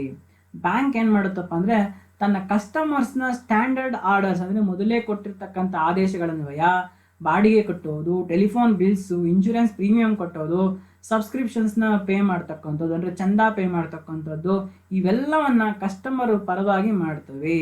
ಅಂದರೆ ಇದು ಕಸ್ಟಮರನ್ನು ರೆಪ್ರೆಸೆಂಟ್ ಮಾಡ್ತಿರೋದ್ರಿಂದ ಬ್ಯಾಂಕ್ ಇಲ್ಲಿ ಏನಾಗುತ್ತೆ, ಏಜೆಂಟ್ ಆಗುತ್ತೆ. ಇದು ಕಸ್ಟಮರನ್ನು ಪ್ರತಿನಿಧಿಸ್ತಾ ಇದೆ, ಅವನ ಕೆಲಸಗಳನ್ನ ಮಾಡ್ತಾ ಇರೋದ್ರಿಂದ ಇಲ್ಲಿ ಬ್ಯಾಂಕರ್ ಬಂದು ಏಜೆಂಟ್ ಆಗ್ತಾನೆ. ಮತ್ತೆ ಯಾರ ಕೆಲಸ ಮಾಡ್ತಾ ಇರೋದು, ಇದು ಕಸ್ಟಮರ್ನ ಕೆಲಸ. ಹಂಗಾಗಿ ಕಸ್ಟಮರ್ ಇಲ್ಲಿ ಪ್ರಿನ್ಸಿಪಲ್ ಆಗ್ತಾನೆ. ಇಲ್ಲಿ ಇವರ ಮಧ್ಯೆ ಇರ್ತಕ್ಕಂಥ ರಿಲೇಶನ್ಶಿಪ್ ಯಾವುದೋ agent and principal relationship. Bank is a agent and customer is a principal. Next one is trustee and beneficiary. A trustee is an entity who takes care of assets and performs certain functions for the gain or benefit of other person known as beneficiary. For instance, when a customer gives certain standing instruction to the banker about the usage of certain sum of money, the banker becomes the trustee and the customer becomes the beneficiary. ಇಲ್ಲಿ trustee ಅಂದರೆ ಯಾರು? ಅದೊಂದು ಸಂಸ್ಥೆ ಆಗಿರ್ಬೋದು ಅಥವಾ ಒಬ್ಬ ವ್ಯಕ್ತಿ ಆಗಿರ್ಬೋದು. Who takes care assets and performance certain functions for the gain or benefit of other person. ಬೇರೆಯವರ ಹಿತಕ್ಕಾಗಿ ಅವರ ಆಸ್ತಿಗಳನ್ನು ಇವನು ನಿಯಂತ್ರಿಸಿ ಕೆಲಸ ಕಾರ್ಯಗಳನ್ನು ಕೈಗೊಳ್ಳುವುದನ್ನು ಟ್ರಸ್ಟಿ ಅಂತ ಹೇಳ್ಬಿಟ್ಟು ಕರಿತೀವಿ. ಫಾರ್ ಇನ್ಸ್ಟ್ಯಾನ್ಸ್ ಇಲ್ಲಿ ಏನಾಗಿರುತ್ತೆ, ಒಬ್ಬ ಕಸ್ಟಮರ್ ಇರ್ತಾನೆ, ಬ್ಯಾಂಕ್ ಕಸ್ಟಮರಲ್ಲಿ ಯಾರು ಕಸ್ಟಮರು ಆ ಒಂದು ಬ್ಯಾಂಕಲ್ಲಿ ಅಕೌಂಟ್ ಓಪನ್ ಮಾಡಿರ್ತಾನೆ. ಅದೇ ರೀತಿ ತನ್ನ ಆಸ್ತಿಯನ್ನ ಒಂದು ಬ್ಯಾಂಕ್ನ ವಶಕ್ಕೆ ನೀಡಿ ಕೆಲವು ಆದೇಶಗಳನ್ನು ನೀಡಿ ಅದ್ರ ಪ್ರಕಾರ ಕೆಲಸ ಮಾಡೋ ರೀತಿ ಏನು ಮಾಡ್ತಾನೆ, ಬ್ಯಾಂಕನ್ನು ನೇಮಿಸಿದಾಗ ಇಲ್ಲಿ ಏನಾಗುತ್ತೆ, ಬ್ಯಾಂಕರು ಟ್ರಸ್ಟಿ ಆಗುತ್ತೆ. ಆ್ಯಂಡ್ ಯಾರು ಈ ಒಂದು ಕೆಲಸವನ್ನು ನೇಮಿಸಿದ್ದಾನೆ ಕಸ್ಟಮರು, ಅವನು ಬೆನಿಫಿಷರಿ ಆಗ್ತಾನೆ. ಇಲ್ಲಿರ್ತಕ್ಕಂಥ relationship trustee and beneficiary relationship. ಇಲ್ಲಿ ಬ್ಯಾಂಕು ಟ್ರಸ್ಟಿ ಆಗುತ್ತೆ, ಕಸ್ಟಮರು ಬೆನಿಫಿಷರಿ ಆಗ್ತಾನೆ. Next one is pledgee and pledger relationship. The relationship between customer and banker can be that of a pledger and pledgee as well. This happens when a customer pledges or promises certain asset or security with the banker in order to get a loan. In this case, the customer becomes the pledger and the banker becomes the pledgee.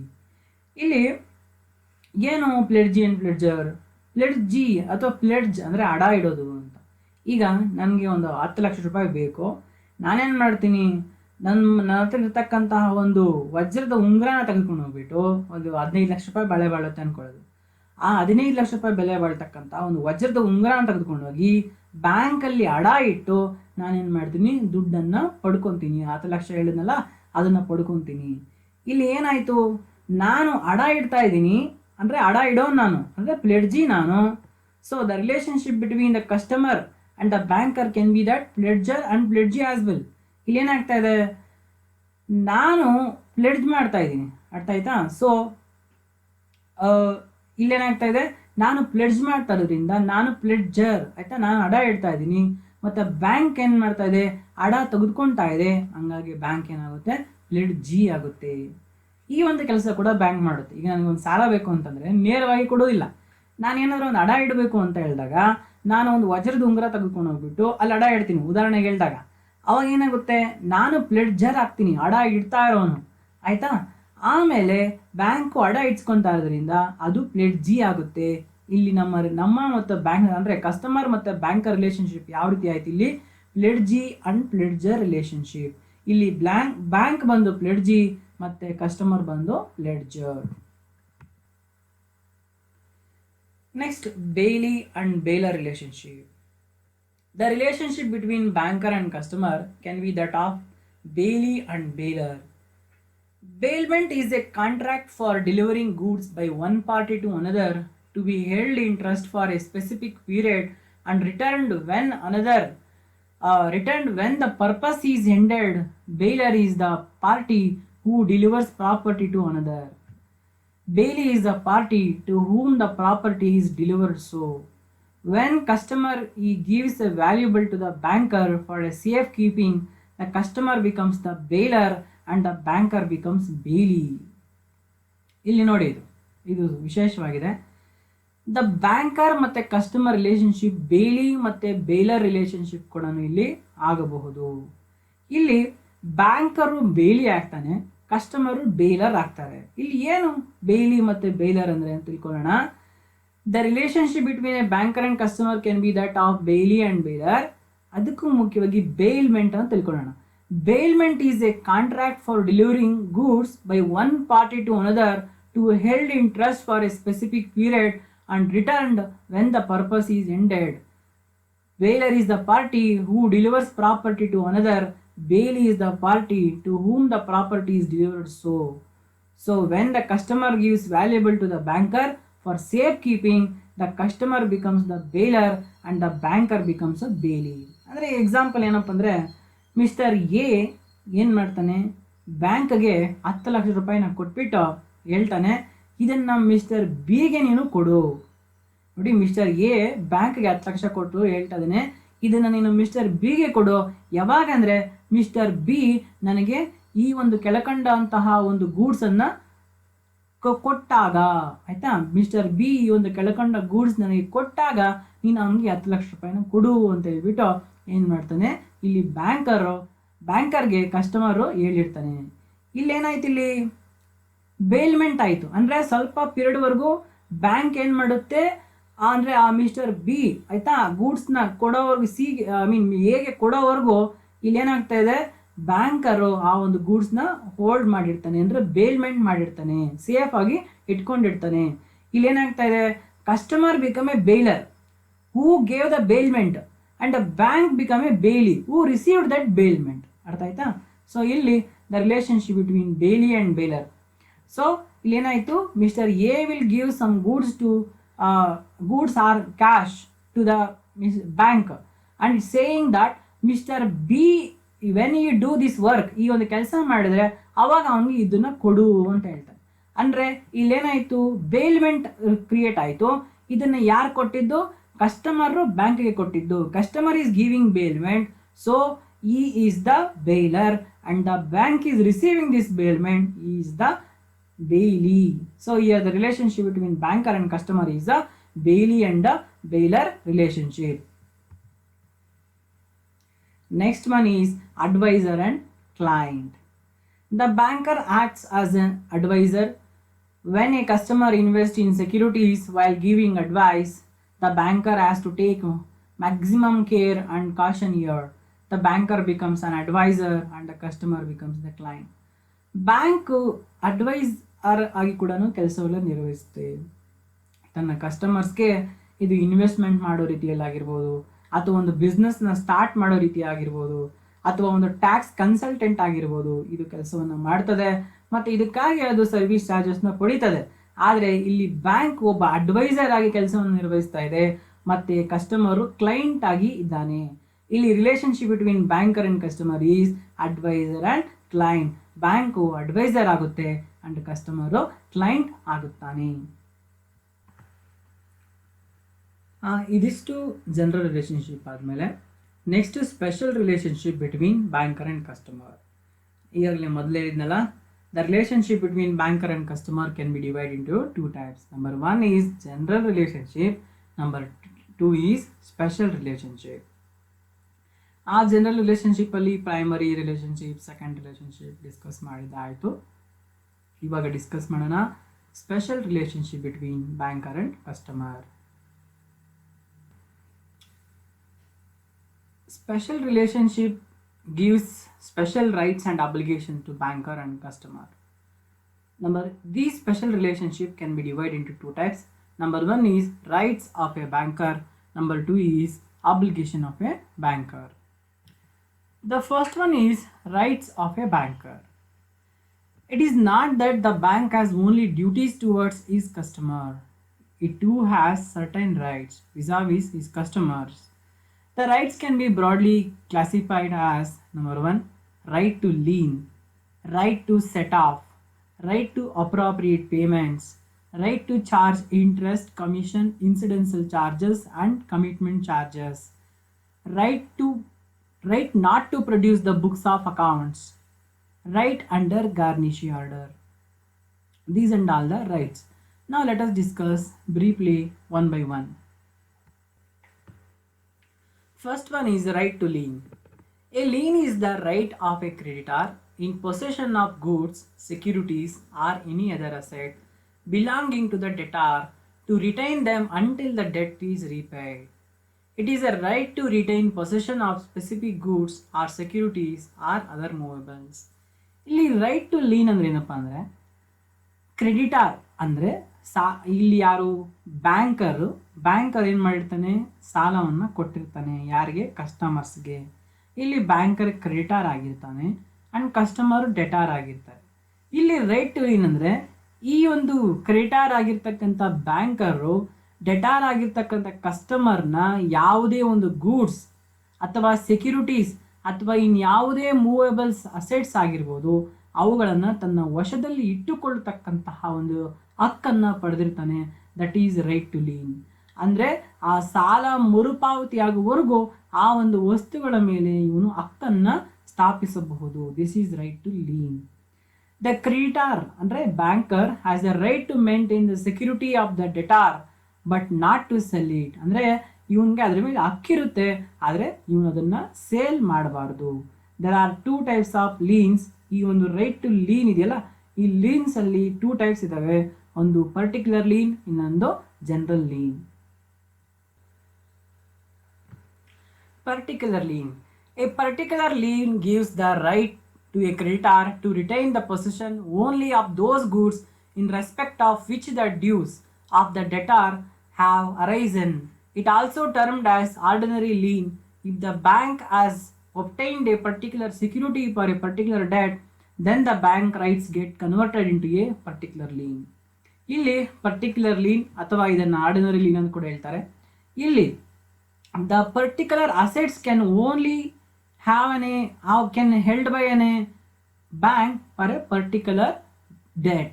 ಅಂದರೆ ಇಲ್ಲಿ ಒಂದು particular ಅಂದರೆ ನಿರ್ದಿಷ್ಟ ಸಾಲಕ್ಕೆ ಮಾತ್ರ ನಿರ್ದಿಷ್ಟ ಏನು ಒಂದು ಆಸ್ತಿಗಳಿರ್ತವೆ ಅವುಗಳನ್ನು ಬ್ಯಾಂಕರು ವಶಪಡಿಸ್ಕೊಳ್ಬೋದು ಮತ್ತು ಅದರ ಮೇಲೆ ತನ್ನ ಹಕ್ಕನ್ನು ಸ್ಥಾಪಿಸುವಂತಹ ಒಂದು ಅವಕಾಶ ಇರ್ತಕ್ಕಂತಹ ಒಂದು ಲೀನ್ಗೆ ಪರ್ಟಿಕ್ಯುಲರ್ ಲೀನ್ ಅಂತ ಕರಿತೀವಿ. ಅಂದರೆ ನಿರ್ದಿಷ್ಟ ಸಾಲಕ್ಕೆ ನಿರ್ದಿಷ್ಟ ಒಂದು ವಸ್ತುಗಳ ಮೇಲೆ ಅವನ ಹಕ್ಕನ್ನು ಸ್ಥಾಪಿಸ್ತಕ್ಕಂತಹ ಒಂದು ಅವಕಾಶ ಇದೆ, ಅದನ್ನು ಪರ್ಟಿಕ್ಯುಲರ್ ಲೀನ್ ಅಂತ ಹೇಳ್ಬಿಟ್ಟು ಕರಿತೀವಿ.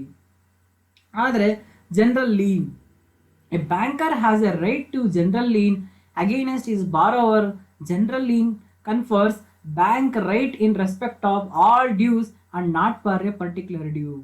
It is a statutory right of the banker and is available even in absence of an agreement, but it does not confer the right to pledge. A general lien gives the right to retain possession of any goods in the legal possession until the whole of the debt due from the debtor, customer, is paid. ಅಲ್ಲಿ particular ಲೀನಲ್ಲಿ ನಿರ್ದಿಷ್ಟ ಸಾಲಕ್ಕೆ ನಿರ್ದಿಷ್ಟ ವಸ್ತುಗಳನ್ನು ತನ್ನ ವಶದಲ್ಲಿ ಇಟ್ಕೊಳ್ತಕ್ಕಂಥ ಅವಕಾಶ ಇತ್ತು. ಆದರೆ general ಲೀನಲ್ಲಿ ಹೆಂಗಪ್ಪ ಅಂದರೆ ಒಂದು ನಿರ್ದಿಷ್ಟ ವಸ್ತುಗಳನ್ನು ಯಾವುದೇ ಸಾಲಕ್ಕೆ ಕಾರಣವಾಗಿ ಇವನು ಅಥವಾ ಎಲ್ಲ ಸಾಲಕ್ಕೂ ಕಾರಣವಾಗಿ ತನ್ನ ವಶದಲ್ಲಿ ಇಟ್ಟುಕೊಳ್ಳಬಹುದು. ಅಂದರೆ ಪರ್ಟಿಕ್ಯುಲರ್ ಲೀನಲ್ಲಿ ನಿರ್ದಿಷ್ಟವಾಗಿರ್ತಕ್ಕಂಥ ಸಾಲವನ್ನು ತೀರಿಸ್ಬಿಟ್ರೆ ಆ ಒಂದು ನಿರ್ದಿಷ್ಟವಾಗಿರ್ತಕ್ಕಂಥ ಒಂದು ಅಸೆಟ್ನ ಕೊಟ್ಟು ಬಿಡ್ತಾ ಇದ್ರು. ಇಲ್ಲ ಹಂಗಲ್ಲ, ನಿರ್ದಿಷ್ಟವಾದ ಸಾಲವನ್ನು ತೀರಿಸಿದ ಮೇಲೂ ಕೂಡ ಎಲ್ಲ ಇನ್ನೊಂದು ಸಾಲಕ್ಕೆ ಈ ಒಂದು ವಸ್ತುಗಳನ್ನು ಕಾರಣವಾಗಿಸಿ ತನ್ನ ವಶದಲ್ಲಿ ಇಟ್ಟುಕೊಳ್ಬೋದು. ಹಾಗಾಗಿ ಈ general lien is the lien which can hold the or which can retain the or which can have the possession of the assets for any loan granted. So ಇಲ್ಲಿ ಎಲ್ಲ ಸಾಲವನ್ನು ಕಸ್ಟಮರ್ ಪೇ ಮಾಡಿದ ಮೇಲೇ ಅವನಿಗೆ ಅವನ ಒಂದು ವಸ್ತುವನ್ನು ಕೊಡಲಾಗ್ತದೆ. ಇದು general lien. Conditions for exercising right of general lien. ಇಂತಹ ರೈಟ್ ಆಫ್ ಜನರಲ್ ಲೀನ್ನ ಯಾವಾಗ ಅವನು ಕಂಡೀಷನ್ ಅಂದರೆ ಎಕ್ಸರ್ಸೈಸ್ ಮಾಡ್ಬೋದು ಅಂದರೆ ಬಳಸ್ಬೋದು ಅಂತ. The banker exercises right of general lien under the following circumstances. Banker has the right of general lien on goods and securities entrusted to him legally and standing in the name of the borrower. So ಆ ಒಂದು ಯಾವುದೇ ಒಂದು ಅಸೆಟ್ನ ಇವನು ಏನು general lien exercise ಮಾಡಬೇಕಂದ್ರೆ ಆ ಒಂದು assets borrower ಹೆಸರಲ್ಲಿ ಇರಬೇಕು, ಅಂದರೆ ಅವನ ಒಂದು ಸ್ವಂತದ್ದು ಆಗಿರಬೇಕು. Second one, banker can exercise right to general lien on the securities in its possession for the dues of the same borrower even after a loan taken against the particular security has been repaid. ಒಂದು ವಸ್ತುವನ್ನು ಇವನು ಏನು ಮಾಡಿರ್ತಾನೆ, ಅಡ ಇಟ್ಟು ಅದರಿಂದ ದುಡ್ಡನ್ನು ಪಡ್ಕೊಂಡಿರ್ತಾನೆ.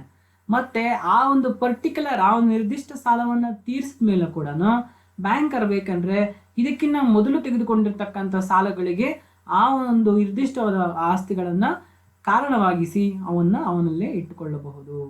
ಆದರೆ ಪ್ಲೆಡ್ಜ್ ಮಾಡಿರಬಾರ್ದು ಅವುಗಳನ್ನು, ಆಯಿತಾ? ಪ್ಲೆಡ್ಜ್ ಮಾಡಿರಬಾರ್ದು, ಬೇರೆ ರೀತಿಯಲ್ಲಿ ನಿರ್ದಿಷ್ಟವಾಗಿ ಇಸಿರಬೇಕು.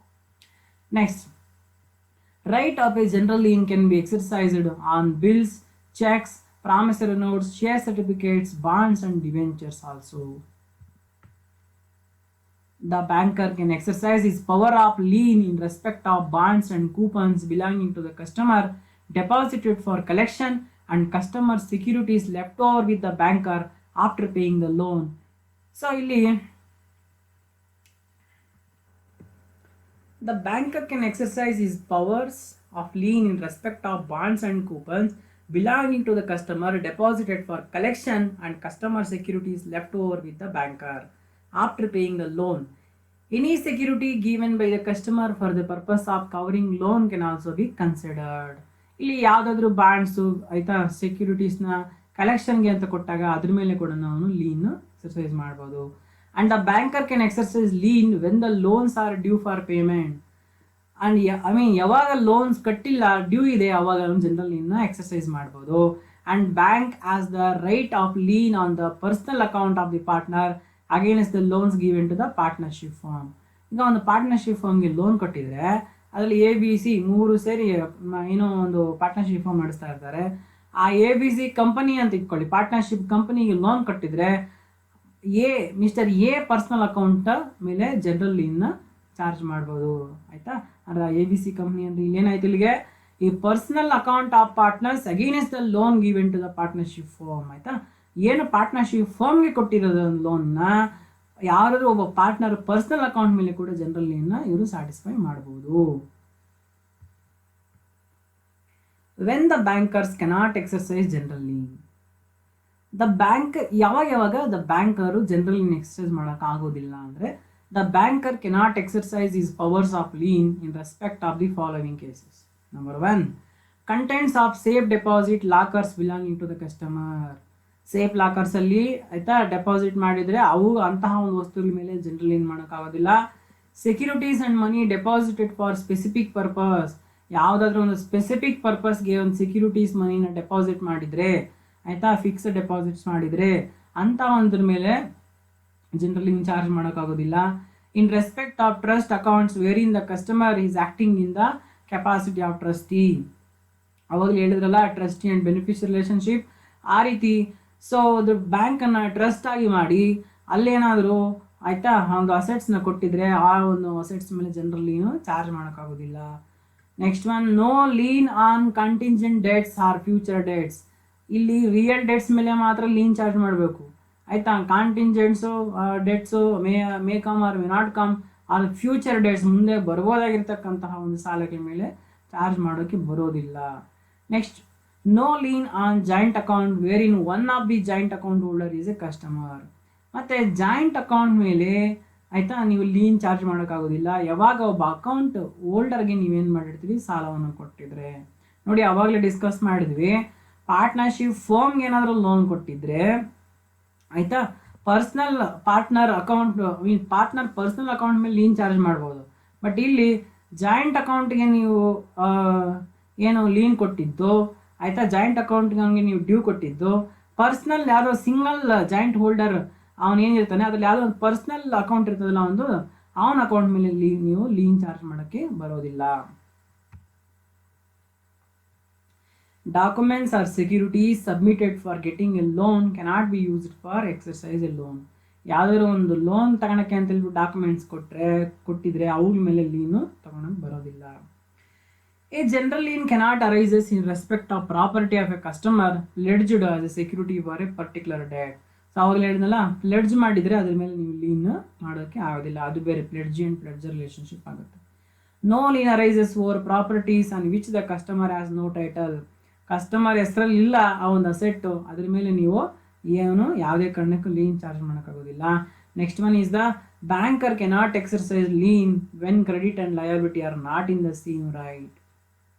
ಸೊ ಸಾಲ ತಗೊಂಡಿರೋನು ಬೇರೆ, ಮತ್ತು ಸಾಲ ಕೊಡಬೇಕಾ, ಇವಾಗ ನಿಮ್ಮ ಹತ್ರ ಇರ್ತಕ್ಕಂತಹ ಒಂದು ಅಸೆಟ್, ನಿಮ್ಮ ಇರ್ತಕ್ಕಂಥ ಒಂದು ಬೇರೆ ಒಂದು ಹತ್ರ ಅಕೌಂಟಲ್ಲಿ ದುಡ್ಡಿದ್ರೆ ನೀವು ಅದ್ರ ಮೇಲೆ ಏನು ಮಾಡೋಕ್ಕಾಗುತ್ತೆ, ಚಾರ್ಜ್ ಮಾಡೋಕ್ಕೆ ಬರೋದಿಲ್ಲ. ಅಂದರೆ the banker cannot exercise lien when credit and liability are not in the same right. ನಿಮ್ಮ ಹತ್ರ ಇರೋ ಆಸ್ತಿ ಬೇರೆಯವ್ರದ್ದು, ನೀವು ಸಾಲ ಕೊಡಬೇಕಾಗಿರೋ ಬೇರೆಯವರು, ಆವಾಗ ಆ ಒಂದು ಅಸೆಟ್ ಮೇಲೆ ನಿಮ್ಗೆ ಕೊಡಬೇಕಾಗಿರೋ ಸಾಲದ ಮೇಲೆ ನೀವು ಲೀನು ಚಾರ್ಜ್ ಮಾಡೋಕ್ಕೆ ಆಗೋದಿಲ್ಲ. Next second right is banker's right to set off. The right to set off is the process of combining two or more accounts of a customer. It is a statutory right available to banker to set off a debt owed to him by a debtor from the credit balance held in the other account of the debtor. ಇಲ್ಲಿ banker right to set off ಅಂತಂದರೆ ಏನಪ್ಪ ಅಂದರೆ, ಇಲ್ಲಿ bank ಆಗಿರ್ತಕ್ಕಂಥ ಒಂದು ಹಕ್ಕು ಏನು, ಎರಡು ಅಥವಾ ಅದಕ್ಕಿಂತ ಹೆಚ್ಚು ಬ್ಯಾಂಕ್ ಅಕೌಂಟ್ ಇಲ್ಲ ಕಸ್ಟಮರ್ದನ್ನ ಏನಿಲ್ಲಿ ಕಂಬೈನ್ ಮಾಡ್ತಕ್ಕಂಥದ್ದು, ಆಯಿತಾ, ಸೇರಿಸ್ತಕ್ಕಂಥದ್ದು. ಇಲ್ಲಿ ಯಾವ ರೀತಿ, ಇಲ್ಲಿ ಬ್ಯಾಂಕರ್ ಹತ್ರ ಒಬ್ಬ ಕಸ್ಟಮರ್ ಇರ್ತಾನೆ, ಅವನದು ಎರಡು ಅಕೌಂಟ್ ಇರ್ತದೆ, ಒಂದು ಅಕೌಂಟಲ್ಲಿ ಡೆಬಿಟ್ ಬ್ಯಾಲೆನ್ಸ್ ಇರುತ್ತೆ, ಇನ್ನೊಂದು ಅಕೌಂಟಲ್ಲಿ ಕ್ರೆಡಿಟ್ ಬ್ಯಾಲೆನ್ಸ್ ಇರುತ್ತೆ. ಅಂಥ ಟೈಮಲ್ಲಿ ಬ್ಯಾಂಕರ್ ಏನು ಮಾಡ್ಬೋದು, ಆ ಡೆಬಿಟ್ ಬ್ಯಾಲೆನ್ಸ್ ಇರ್ತಕ್ಕಂತಹ ಅದನ್ನು ಕ್ರೆಡಿಟ್ ಬ್ಯಾಲೆನ್ಸ್ ಇರ್ತಕ್ಕಂಥದ್ದನ್ನು ತೆಗೆದುಕೊಂಡು ಬಂದು ಸೆಟಪ್ ಮಾಡಿ, ಅಂದರೆ ಅವೆರಡನ್ನೂ ಕೂಡ ಸೇರಿಸಿ ಅವನು ಬರಬೇಕಾಗಿರ್ತಕ್ಕಂಥ ಸಾಲವನ್ನು ಅವನು ಪಾವತಿ ಮಾಡ್ಕೊಳ್ಬೋದು. ಇಲ್ಲಿ ಏನಪ್ಪ ಅಂತಂದರೆ, it is a statutory right available to a banker to set off a debt owed him by a debtor from the credit balances held in the accounts of the debtor.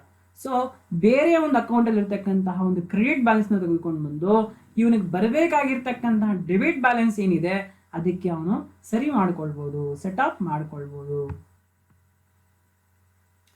Conditions for exercising right to set off. ಈ ರೀತಿ ನೀವು ಒಂದು ಅಕೌಂಟಲ್ಲಿನ debit balance ಇನ್ನೊಂದು ಅಕೌಂಟಿಂದ credit balance ತೊಗೊಂಡು ಬಂದು setup ಮಾಡಬೇಕಂದ್ರೆ ಏನೇ ಕಂಡೀಷನ್ಸ್ನ ಸ್ಯಾಟಿಸ್ಫೈ ಮಾಡಬೇಕು. For exercising the right to set off the following conditions need to be fulfilled. They are: number 1, 2 or more accounts should be in the same name of the customer. ಆ ಒಂದು ಎರಡು account ಅಂತ ಹೇಳಿದ್ನಲ್ಲ, ಒಂದರಲ್ಲಿ debit balance ಇರುತ್ತೆ, ಒಂದರಲ್ಲಿ credit balance ಇರುತ್ತೆ ಅಂತ, ಆ ಎರಡೂ ಅಕೌಂಟ್ಸು ಕೂಡ ಕಸ್ಟಮರ್, ಸೇಮ್ ಕಸ್ಟಮರ್ ಅಂದರೆ ಅವನೇ ಕಸ್ಟಮರ್ ಹೆಸರಲ್ಲಿ ಇರಬೇಕು. B, the amount of the debts must be certain. ಎಷ್ಟು ದುಡ್ಡು ಕೊಡಬೇಕು ಅನ್ನೋದು ಕಡಾಖಂಡಿತವಾಗಿ ನಿಶ್ಚಯವಾಗಿರಬೇಕು. There should not be any agreement to the contrary. ಅಲ್ಲಿ ಈ ರೀತಿ ಸೆಟಪ್ ಮಾಡೋಕ್ಕೆ ವಿರುದ್ಧವಾಗಿ ಯಾವುದೇ ಒಂದು ಒಪ್ಪಂದ ಇದಕ್ಕೆ ಮೊದಲೇ ಆಗಿರಬಾರ್ದು. Fund should not be held in the capacity of trustee. ಅವಾಗ ಹೇಳಿದ್ನಲ್ಲ, ಈ ರೀತಿ ಏನು ಕ್ರೆಡಿಟ್ ಬ್ಯಾಲೆನ್ಸ್ ಇದೆ, ಇನ್ನೊಂದರಲ್ಲಿ ಡೆಬಿಟ್ ಬ್ಯಾಲೆನ್ಸ್ ಇದೆ, ಸೆಟಪ್ ಮಾಡಬೇಕು ಅಂದಾಗ ಆ ಕ್ರೆಡಿಟ್ ಬ್ಯಾಲೆನ್ಸ್ ಇರ್ತಕ್ಕಂಥ ಅಕೌಂಟು ಟ್ರಸ್ಟಿ ಒಂದು ನೇಚರಲ್ಲಿ ಇರಬಾರದು, ಅದು ಟ್ರಸ್ಟ್ ಅಂತ ಹೇಳಿ ಸ್ಥಾಪಿತವಾಗಿರಬಾರದು. The rights cannot be exercised in respect of future or contingent debts. So ಈ ಒಂದು ಸೆಟಪ್ನ ಈಗಾಗಲೇ ಹೇಳ್ದಂಗೆ ಫ್ಯೂಚರ್ ಡೇಟ್ಸ್ ಮೇಲೆ ಅಥವಾ ಕಾಂಟಿಂಜೆಂಟ್ ಬರಬಹುದು ಅಥವಾ ಬರದೇ ಇರಬಹುದು ಅಂತಹ ಒಂದು ಡೇಟ್ಸ್ ಮೇಲೆ ಚಾರ್ಜ್ ಮಾಡೋದಕ್ಕೆ ಆಗೋದಿಲ್ಲ. The banker has the right to exercise set off before garnishee order is received. ಇಲ್ಲಿ ದ ಬ್ಯಾಂಕರ್ ಏನು ಮಾಡಬೇಕು, ಗಾರ್ನಿಶಿ ಆರ್ಡರ್ನ ರಿಸೀವ್ ಮಾಡೋಕ್ಕೆ ಮೊದಲೇ ಈ ಸೆಟಪ್ ಇರ್ತಕ್ಕಂತಹ ಒಂದು ಹಕ್ಕನ್ನು ಅವನು ಚಲಾಯಿಸಬೇಕು. ಏನು ಗಾರ್ನಿಶ್ ಆರ್ಡರ್ ಮುಂದೆ ತಿಳ್ಕೊಂತೀವಿ. If the customer holds the account in an official capacity, then the funds cannot be used to combine with the personal account. ಈಗ ಇಲ್ಲಿ ಕಸ್ಟಮರ್ ಇರ್ತಾನೆ, ಈ ಕಸ್ಟಮರ್ ಏನಾಗಿರ್ತಾನೆ, ಅಫಿಷಿಯಲ್ ಆಗಿ ಅಕೌಂಟಲ್ಲಿ ದುಡ್ಡು ಹೊಂದಿರ್ತಾನೆ. ಈಗ ಎಕ್ಸಾಂಪಲ್, ನಮ್ಮ ಕಾಲೇಜಿನ ಪ್ರಿನ್ಸಿಪಾಲ್ರು ಅವ್ರದ್ದು ಕಾಲೇಜ್ ಪ್ರಿನ್ಸಿಪಲ್ ಅಕೌಂಟ್ ಅಂತೇಳಿ ಇರ್ತದೆ, ಅದರಲ್ಲಿ ಕೋಟಿ ದುಡ್ಡಿದೆ. ಮತ್ತು ಅವರ ಪರ್ಸ್ನಲ್ ಅಕೌಂಟಲ್ಲಿ ಆಯಿತಾ ಡೆಬಿಟ್ ಬ್ಯಾಲೆನ್ಸ್ ಇದೆ, ಸಾಲ ಇದೆ. ಅದು ಎರಡೂ ಅಕೌಂಟ್ ಕೂಡ ಒಂದೇ ಬ್ಯಾಂಕಲ್ಲೇ, ಪ್ರಿನ್ಸಿಪಲ್ ಅಕೌಂಟು ಮತ್ತು ಅವರ ಪರ್ಸ್ನಲ್ ಅಕೌಂಟು ಎರಡೂ ಕೂಡ ಏನು ಒಂದೇ ಬ್ಯಾಂಕಲ್ಲಿ ಮ್ಯಾನೇಜ್ ಮಾಡ್ತಾ ಇದ್ದಾರೆ. ಹಂಗಂತೇಳ್ಬಿಟ್ಟು ನಮ್ಮ ಕಾಲೇಜು ಅಕೌಂಟಲ್ಲಿ ಇರ್ತಕ್ಕಂಥ ದುಡ್ಡನ್ನು ಅವ್ರ ಪರ್ಸ್ನಲ್ ಅಕೌಂಟಿಗೆ ಸೆಟಪ್ ಮಾಡೋಕ್ಕೆ ಬರೋದಿಲ್ಲ. ಯಾಕಂದರೆ ಇಲ್ಲಿ ಅವರು ಪ್ರಿನ್ಸಿಪಾಲ್ ಆಗಿ ಅಫಿಷಿಯಲ್ ಆಗಿ ಕೆಲಸ ಮಾಡ್ತಿದ್ದಾರೆ ಮತ್ತು ಅವರ ವೈಯಕ್ತಿಕ ಅದು ಬೇರೆ ಆಗಿರ್ತದೆ.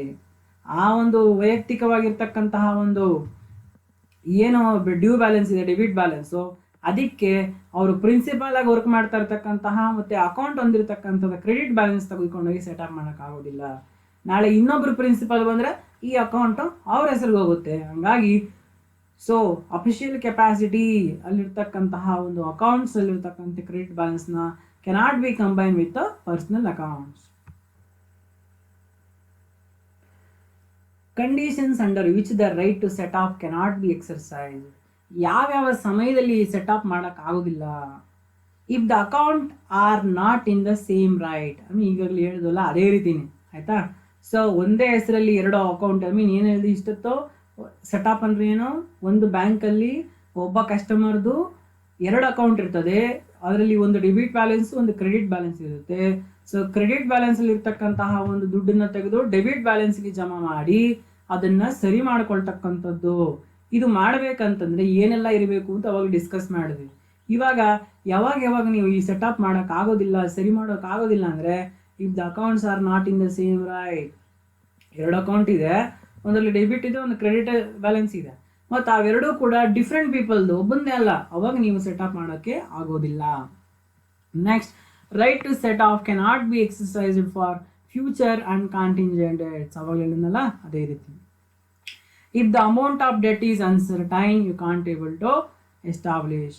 ಅಂದರೆ the account balance of an individual cannot be set up against the joint account balance. Next, which is one of the account holder. Partnership firm account cannot be used to set off against partner's personal account. ಆಯಿತಾ, partnership ಫರ್ಮ್ಸಲ್ಲಿ ದುಡ್ಡಿದೆ, ಒಬ್ಬ ಯಾರೋ partner ಸ್ವಂತವಾಗಿ personal account ಎಲ್ಲಿ debit balance ಇದೆ, ಹಂಗಂತೇಳಿ ಪಾರ್ಟ್ನರ್ಶಿಪ್ಪಲ್ಲಿ ಇರ್ತಕ್ಕಂಥ credit ಬ್ಯಾಲೆನ್ಸ್ನ partners personal ಅಕೌಂಟ್ಗೆ ಜಮಾ ಮಾಡೋಕ್ಕೆ ಆಗೋದಿಲ್ಲ.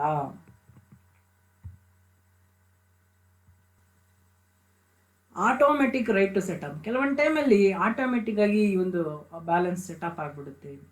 Depending on situation, sometimes the setup takes place automatically without permission from the customer. In the following events the setup happens automatically without the permission from the customer. ಈ ಒಂದು ಕೆಳಕಂಡ ಸಂದರ್ಭಗಳಲ್ಲಿ ಕಸ್ಟಮರಿಂದ permission ಇಲ್ದಿರೇ ಏನು automatic ಆಗಿ ಅದೇ ಆದಷ್ಟಕ್ಕೆ ಅದೇನೆ ಅಕೌಂಟ್ ಸೆಟಪ್ ಆಗಿಬಿಡ್ತವೆ. ಅವು ಯಾವುವು ಅವನ್ನ ನಿಮಗೆ ನೋಡೋಣ. A, on the death of the customer. Customer death ಆದಾಗ ಅವನ ಎರಡು ಅಕೌಂಟ್ ಇದ್ದರೆ ಅದರಲ್ಲಿ ಒಂದು ಡೆಬಿಟ್ ಆ್ಯಂಡ್ ಕ್ರೆಡಿಟ್ ಬ್ಯಾಲೆನ್ಸ್ ಇದ್ದರೆ automatically those balances will get a set of. Second one, on customer become insolvent. ಯಾವಾಗ ಕಸ್ಟಮರ್ ದಿವಾಳಿ ಆಗ್ತಾನೆ ಆವಾಗ ಅವನ ಅಕೌಂಟು ಸೆಟಪ್ ಆಗುತ್ತೆ. On receipt of garnish order on customer accounts by court. Next, on receipt of A notice of assignment of credit balance by the customer to the banker.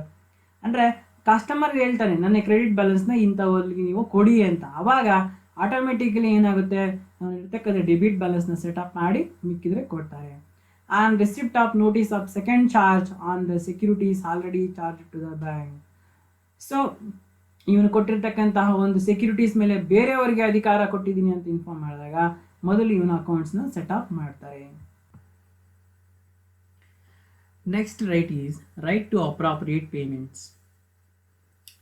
When a customer borrows more than one loan, owes several debts to the banker, and makes insufficient payment to clear all the loans, the question emerges as to which loan account the payment should be made. It is the right of the customer to direct his banker against which debt the payment made by him should be appropriated. ಇಲ್ಲಿ ಏನಾಗುತ್ತಪ್ಪ ಅಂದರೆ right to appropriate payment ಅಂದರೆ ಸೂಕ್ತವಾಗಿ ಹಂಚತಕ್ಕಂತಹ ಹಕ್ಕು. ಒಬ್ಬ customer ಸಾಲವನ್ನು ತೆಗೆದುಕೊಂಡಿರ್ತಾನೆ, ಒಂದಕ್ಕಿಂತ ಹೆಚ್ಚು ಸಾಲ ತೆಗೆದುಕೊಂಡಿರ್ತಾನೆ, 4-5 ತಗೊಂಡಿರ್ತಾನೆ. ಮತ್ತು ಅದನ್ನು ಪೇಮೆಂಟ್ ಮಾಡುವಾಗ ಇನ್ಸಫಿಷಿಯೆಂಟ್ ಪೇಮೆಂಟ್ ಮಾಡ್ತಾರೆ. ಈಗ 4 ಲೋನ್ ತಗೊಂಡಿದ್ದಾನೆ, ಒಂದೊಂದು ಲೋನ್ ಬಂದು 1 ಲಕ್ಷ, ಅಂದರೆ 4 ಲಕ್ಷ ತಗೊಂಡಿದ್ದಾನೆ. ಮತ್ತು 2 ಲಕ್ಷ ರೂಪಾಯಿ ಏನು ಮಾಡ್ತಾನೆ ಅವನು ಕೊಡ್ತಾನೆ ಪೇಮೆಂಟ್ ಮಾಡುವಾಗ.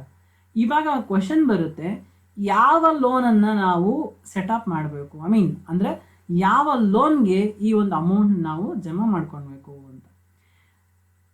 If the customer does not take any decision about the appropriation and then the banker gets the right to appropriate payment. Actually ಈ ಥರ ಇನ್ಸಫಿಷಿಯೆಂಟ್ ಅಂದರೆ 4 ಲಕ್ಷ ತಗೊಂಡಿದ್ದಾನೆ, 2 ಲಕ್ಷ ರೂಪಾಯಿ ಕೊಟ್ಟಿದ್ದಾನೆ, ಈಗ ಪೇ ಮಾಡಿದ್ದಾನೆ.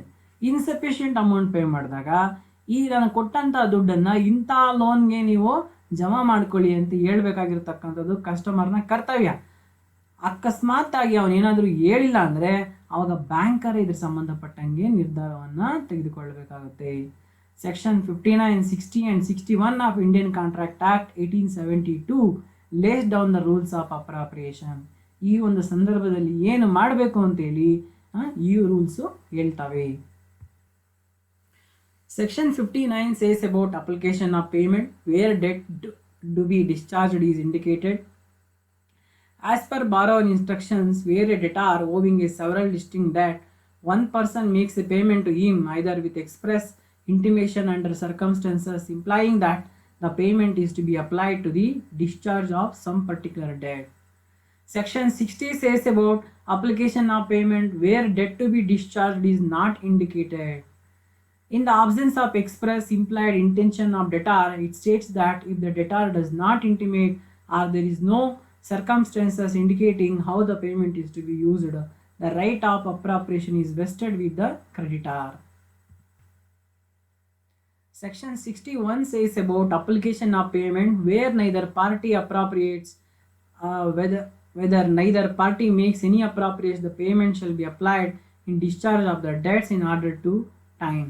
If the debts are to be equal standing, the payment shall be applied in discharge of each proportionally unless there is an agreement to the contrary. Any payment made by a debtor is applied first towards interest and then towards principal amount. ಇಲ್ಲಿ ಈ section 59, 60, 61 ಇವೇನು ಹೇಳ್ತವಪ್ಪ ಅಂತಂದರೆ, ಯಾವಾಗ ಒಬ್ಬ customer ಸುಮಾರು ಲೋನ್ಗಳನ್ನ ತೆಗೆದುಕೊಂಡಿದ್ದು ಮತ್ತು insufficient ಪೇಮೆಂಟ್ನ ಮಾಡಿದಾಗ ಯಾವ ಲೋನನ್ನು ಈಗ ನಾವು ಜಮಾ ಮಾಡಬೇಕು ಅನ್ನೋ ಪ್ರಶ್ನೆ ಬರ್ತದೆ. ಅವಾಗ ಏನು ಮಾಡಬೇಕು?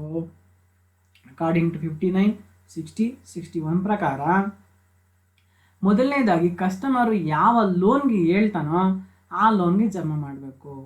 ಅಕಸ್ಮಾತ್ ಅವನು ಯಾವುದೇ ವಿಷಯವನ್ನು ತಿಳಿಸಿಲ್ಲ ಅಂದರೆ ಬ್ಯಾಂಕರು ಆಗ ಡಿಸಿಷನ್ನ ತೆಗೆದುಕೊಳ್ಬೋದು. ಯಾವ ರೀತಿ ಅಂದರೆ, ಮೊದಲು ಯಾವ ಲೋನ್ ಪೇ ಮಾಡಿರ್ತಾನೆ ಅಂತ, ಮೊದಲು ಯಾವ ಲೋನ್ ತಗೊಂಡಿರ್ತಾನೆ ಕಸ್ಟಮರು, ಆ ಲೋನ್ಗೆ ದುಡ್ಡನ್ನು ಕ್ರೊನಾಲಜಿಕಲ್ ಆರ್ಡರಲ್ಲಿ ಯಾವುದು ಮೊದಲಿರ್ತದೆ ಅದನ್ನು ನಾವು ಏನು ಮಾಡ್ಬೋದು, ಮೊದಲು ಜಮಾ ಮಾಡ್ಕೊಳ್ಬೇಕು. ಅಕಸ್ಮಾತ್ 2 ಲೋನ್ ತೊಗೊಂಡಿದ್ದಾನೆ, ಎರಡೂ ಕೂಡ ಸೇಮ್ ದಿನನೇ ತೆಗೆದುಕೊಂಡಿದ್ದಾನೆ, ಅಂದರೆ ಎರಡೂ ಕೂಡ ಒಂದೇ ಡೇಟ್ ದಿನ ಇದೆ, ಅವಾಗ ಏನು ಮಾಡಬೇಕು ಅಂದರೆ ಅವಾಗ ಈಗ ಅದಕ್ಕೆ ಅರ್ಧ ಹಂಚಬೇಕು. ಅಂದರೆ ಈ ಉದಾಹರಣೆಗೆ ಅವನೇನು ಮಾಡಿದ್ದಾನೆ, 2 ಲಕ್ಷ ರೂಪಾಯಿ, 1 ಲಕ್ಷ 1 ಲಕ್ಷ ಆಯಿತಾ, 2 ಲಕ್ಷ ರೂಪಾಯಿ 2 ಲೋನ್ ತಗೊಂಡಿದ್ದಾನೆ, ಅಂದರೆ ಒಂದೊಂದು 1 ಲಕ್ಷ, ಮತ್ತು ಪೇಮೆಂಟು ಬರೀ 1 ಲಕ್ಷ ಮಾಡಿದ್ದಾನೆ. ಇವಾಗ ಏನು ಮಾಡಬೇಕು, ಇಂಥ ಸಂದರ್ಭದಲ್ಲಿ ಕಸ್ಟಮರ್ ಇಂಥದಕ್ಕೆ ಮಾಡಪ್ಪ ಲೋನ್ ಫಸ್ಟ್ ಲೋನ್ ಹೇಗೆ ಮಾಡು ಅಂದರೆ ಲೋನ್ ಹೇಗೆ ಮಾಡುತ್ತಾನೆ, ಲೋನ್ ಬಿಗೆ ಜಮಾ ಮಾಡೋದು ಲೋನ್ ಬಿಗೆ ಮಾಡ್ತಾನೆ. ಏನೂ ಇನ್ಸ್ಟ್ರಕ್ಷನ್ಸ್ ಇಲ್ಲ ಅಂದರೆ ಮೊದಲು ಯಾವ ಲೋನ್ ತೊಗೊಂಡಿದ್ದಾನೆ, ಮೊದಲು ಎ ತೆಗೆದುಕೊಂಡಿದ್ದಾನೆ ಅಂದರೆ ಎ, ಮತ್ತು ಅಂದರೆ ಮೊದಲು ಯಾವುದು ಕ್ರೊನಾಲಜಿಕಲ್ ಆರ್ಡರ್ ನೋಡಬೇಕು, ಡೇಟ್ ವೈಸ್ ಯಾವುದು ಫಸ್ಟ್ ಇದೆ. ಸೊ ಎ ಲೋನ್ ಫಸ್ಟ್ ಇದೆ, ಏನು ಫಸ್ಟ್ ಕೊಡಿ, ಬಿ ಲೋನ್ ಫಸ್ಟ್ ಇದೆ, ಬಿಗೆ ಜಮಾ ಮಾಡ್ಕೊಳ್ಳಿ. ಹಂಗಿಲ್ಲ, ಲೋನ್ ಎ ಬಿ ಎರಡೂ ಕೂಡ ಒಂದೇ ದಿನ ತೆಗೆದುಕೊಂಡಿದ್ದೀನಿ ಅಂದರೆ ಅವಾಗ ಪ್ರಪೋರ್ಷನೇಟ್ ಆಗಿ, ಅಂದರೆ ಎಷ್ಟಿಗೆ 2 ಲಕ್ಷ ಲೋನ್ ತಗೊಂಡಿದ್ದೀನಲ್ಲ, 1 ಲಕ್ಷ ಪೇ ಮಾಡಿದ್ದೀನಲ್ವ, ಆವಾಗ ಆ 1 ಲಕ್ಷನ 2 ಭಾಗ ಮಾಡಿ ಅದಕ್ಕೆ 50,000 ಇದಕ್ಕೆ 50,000 ನೀವು ಹಂಚ್ಬೋದು. ಮತ್ತು ಮೊದಲು ಇಂಟ್ರೆಸ್ಟ್ ಅಮೌಂಟ್, ಆ ಲೋನ್ ಮೇಲೆ ಬಡ್ಡಿನ ನೀವು ಜಮಾ ಮಾಡಿಕೊಂಡು ಆಮೇಲೆ ಪ್ರಿನ್ಸಿಪಲ್ ಅಮೌಂಟ್ ಆಯಿತಾ ಅಸಲಿಗೆ ಜಮಾ ಮಾಡಬೇಕು. ಇದಕ್ಕೆ ಒಂದು ಉದಾಹರಣೆ Clayton case. If a debtor owes more than one debt to is creditor and pays him a sum of money insufficient to liquidate the whole of the debts, it is sometimes a matter of importance in view of statutes of limitations to know to which debt the payment is to be appropriated. A debtor making a payment has right to appropriate the discharge of any debt due to the creditor. If at the time of payment there is no express or implied appropriation thereof by the debtor, then creditor has the right to make the appropriation. And the absence of any appropriation by the debtor or creditor, an appropriation is made by the presumption of law according to the items of account. The first item on the debit side is being item discharged or reduced by the first item on the credit side. When the banker or customer do not make a choice of appropriation, then the court rule called Clayton case will be expressed. The rule says first debt, first liquidation, where the debt have to be cleared in chronological order, that is in order of date and time. ಅದೇ ಹೇಳಿದ್ನಲ್ಲ ಕ್ಲೇಟಾನ್ case. ಇಲ್ಲಿ ಯಾವಾಗ debtor ಮತ್ತು creditor ಇಬ್ಬರೂ decision ತಗೊಳಕ್ಕಾಗಿಲ್ಲ. ಈಗ debtor decision ತಗೊಂಡ್ರೆ ಅದ್ರ ಪ್ರಕಾರ ಆ ಒಂದು ಲೋನ್ನ ಏನು ಜಮಾ ಮಾಡಬೇಕು, ಇಲ್ಲ ಕ್ರೆಡಿಟಾರ್ ಆದರೂ ತೆಗೆದುಕೊಳ್ಬೇಕು. ಇಬ್ಬರೂ ತೆಗೆದುಕೊಂಡಿಲ್ಲ ಅಂತಂದರೆ ಅವಾಗ ಕ್ಲೇಟಾನ್ ಕೇಸ್ ಇದೆ ಆಯಿತಾ. ಫಸ್ಟ್ ಯಾವ್ದು ತೊಗೊಂಡ್ರೆ ಕ್ರೊನಾಲಜಿಕಲ್ ಆರ್ಡರ್ ಪ್ರಕಾರ ಅದನ್ನು ಜಮಾ ಮಾಡಬಹುದು. Next, banker right to charge interest, commission, incidental charges and commitment charges. Banker has an implied right to charge for services rendered to a customer. Bank charge interest on amount given as advance, processing charge for the advance, charge for non-utilization of credit facility sanctioned, charges, commission, exchanges, incidental charges and commitment charges depending on the terms and conditions. ಇಲ್ಲಿ ಬ್ಯಾಂಕ್ಗೆ ಅದರದೇ ಆಗಿರ್ತಕ್ಕಂಥ ಹಕ್ಕಿದೆ. ಏನು ಬಡ್ಡಿಯನ್ನು charge ಮಾಡೋದು, ಕಮಿಷನ್ನ charge ಮಾಡೋದು ಅಥವಾ ಇನ್ಸಿಡೆನ್ಷಿಯಲ್ ಚಾರ್ಜಸ್ನ ಅದು ಚಾರ್ಜ್ ಮಾಡ್ಬೋದು. Next one is right not to produce books of accounts.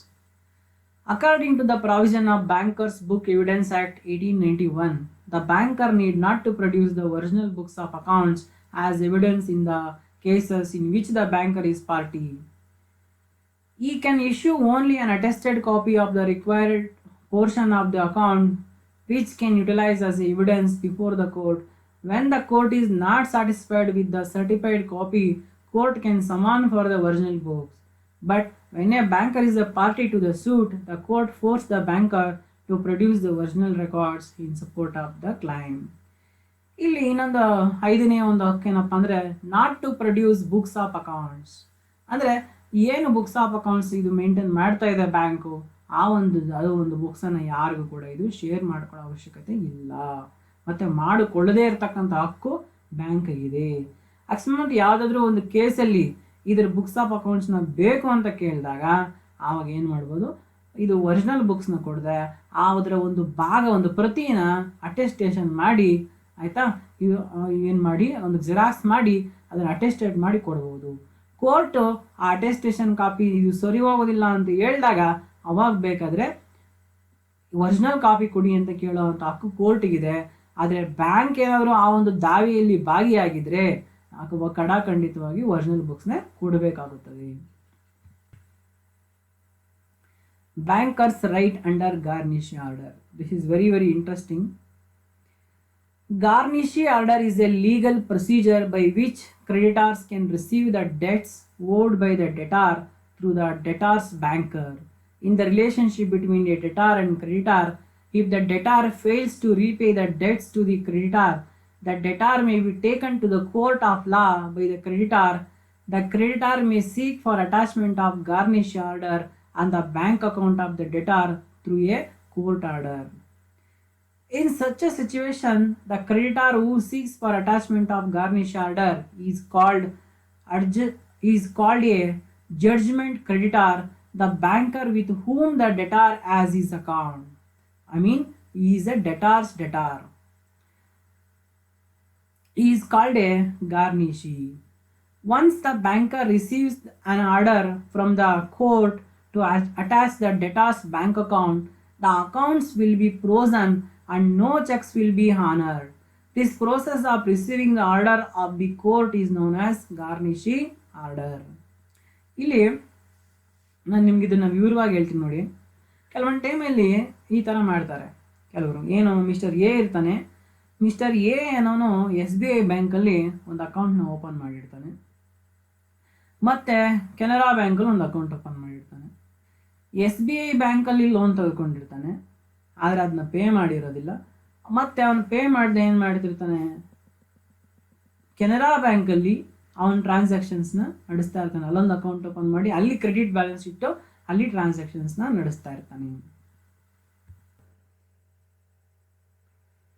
ಅಥವಾ ಇನ್ನು ಯಾರ ಹತ್ರನೋ ಅವನೇನು ಮಾಡಿರ್ತಾನೆ, ಸಾಲವನ್ನು ತೆಗೆದುಕೊಂಡಿರ್ತಾನೆ ಮತ್ತು ಸಾಲವನ್ನು ತೀರಿಸಿರೋದಿಲ್ಲ.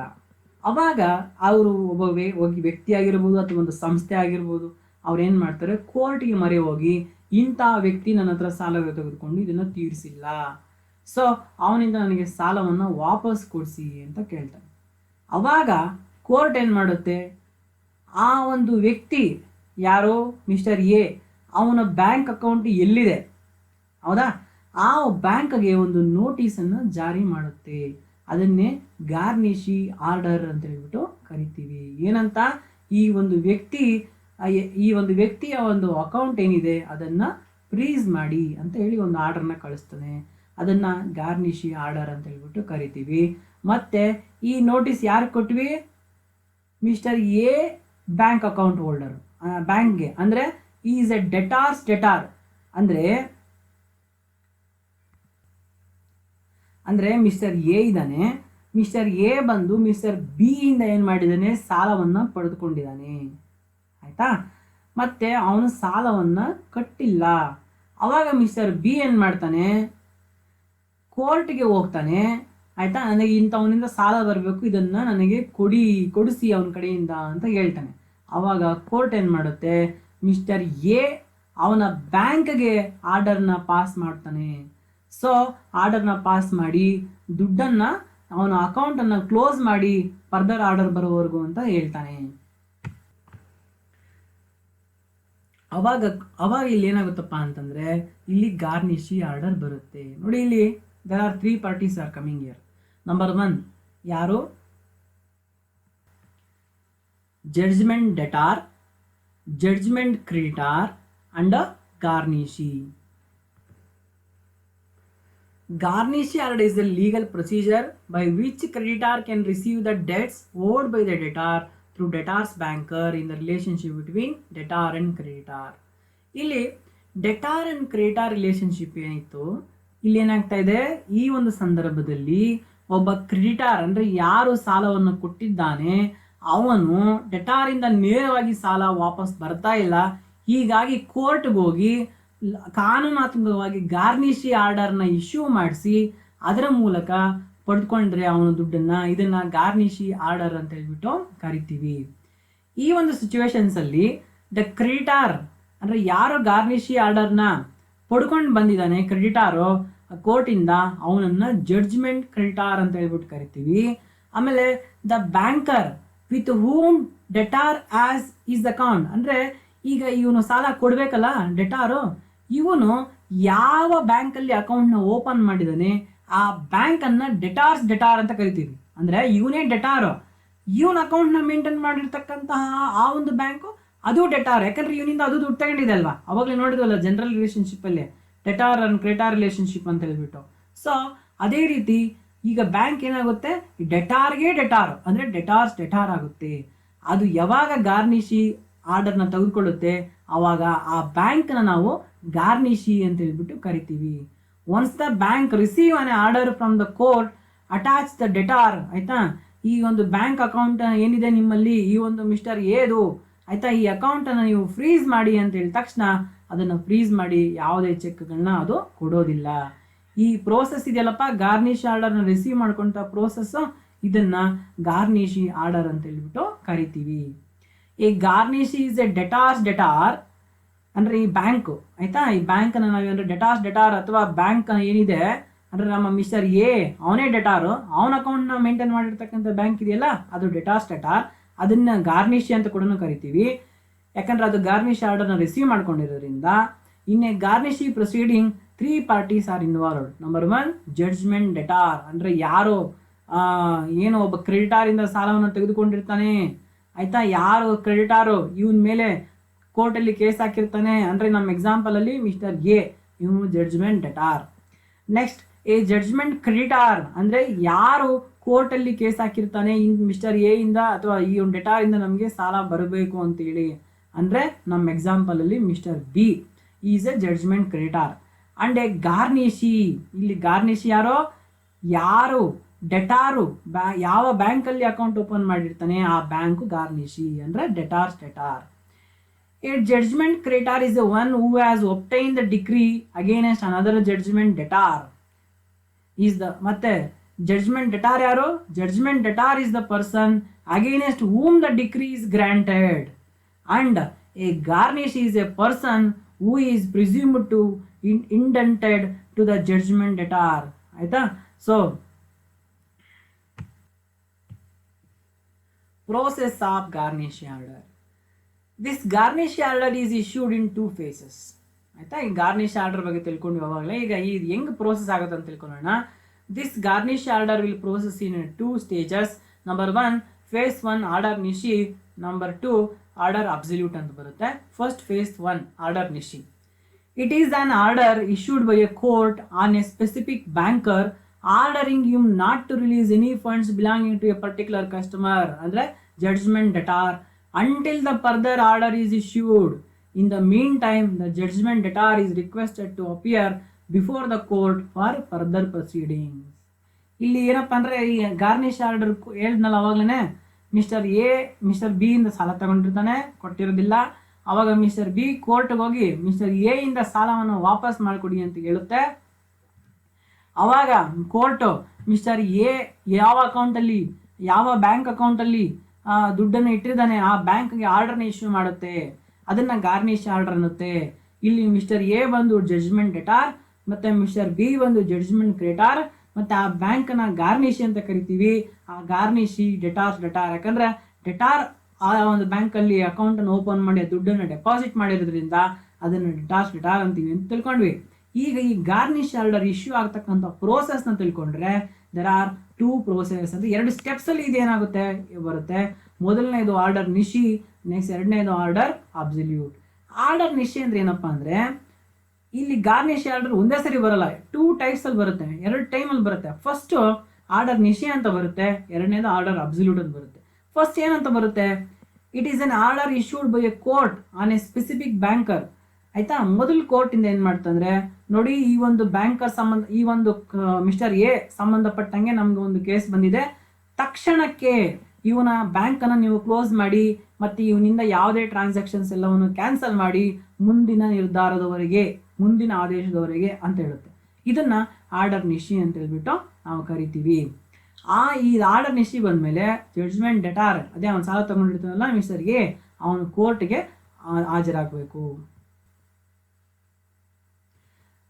ಮಿಸ್ಟರ್ ಎ ಅಂದರೆ ಜಡ್ಜ್ಮೆಂಟ್ ಡೆಟಾರ್ ಸಾಲವನ್ನು ಪಡೆದುಕೊಂಡಿರ್ತಕ್ಕಂಥವನು ಮಿಸ್ಟರ್ ಬಿ ಇಂದ ಇವನು ಕೋರ್ಟ್ಗೆ ಹಾಜರಾಗಿ ವಾದ ವಿವಾದಗಳನ್ನ ಆದ ಮೇಲೆ ಮತ್ತು ಎರಡನೇ ಫೇಸು ಆರ್ಡರ್ ಅಬ್ಸಲ್ಯೂಟ್ ಇಶ್ಯೂ ಮಾಡ್ತಾರೆ. This is an order of an a court issue to a banker after completion of the hearing of the parties concerned, and through this order the court specify how much amount is to kept separate. The banker has to follow this order after looking at the position of the customer's account and make payment towards the judgment debt to the judgment creditor. So ವಾದ ವಿವಾದಗಳನ್ನ ಆಲಿಸಿದಂಥ court ಎರಡನೇ order ಕೊಡುತ್ತೆ, ಏನಂತ, ಇಷ್ಟೊಂದು ಅಮೌಂಟ್ನ ನೀವು ಇಂಥ ವ್ಯಕ್ತಿಗೆ ಕೊಡಿ ಅಂತ ಹೇಳ್ಬಿಟ್ಟು ಇದನ್ನು ಆರ್ಡರ್ ಅಬ್ಸಲ್ಯೂಟ್ ಅಂತ ಕೇಳ್ತೀವಿ. ಮೊದಲನೇದು ಸದ್ಯಕ್ಕೆ ಅಕೌಂಟ್ನ ಕ್ಲೋಸ್ ಮಾಡಿ ಅಂತ, ಆ ಕೇಸ್ ಹೋದ ತಕ್ಷಣ ಕೋರ್ಟ್ಗೆ ಈ ಅಕೌಂಟ್ನ ಕ್ಲೋಸ್ ಮಾಡಿ ಅಂತ ಆರ್ಡರ್ ಕೊಡುತ್ತೆ. ಮತ್ತು ವಾದ ವಿವಾದಗಳನ್ನ ಆಲಿಸಿದ ಮೇಲೆ ಈ ಒಂದು ಕೇಸನ್ನು ಈ ರೀತಿ ನಿರ್ಧಾರ ಕೊಟ್ಟಿದ್ದೀವಿ, ಹಂಗಾಗಿ ಇಷ್ಟು ಅಮೌಂಟ್ನ ಇಂಥ ವ್ಯಕ್ತಿಗೆ ಕೊಡಿ ಅಂತ ಹೇಳ್ಬಿಟ್ಟು, ಅಥವಾ ಕೊಡಬೇಡಿ ಅಂತ ಕೂಡ ಕೆಲವೊಂದು ಟೈಮಲ್ಲಿ ಆರ್ಡರ್ ಅಬ್ಸಲ್ಯೂಟ್ನ ಪಾಸ್ ಮಾಡ್ತಾರೆ.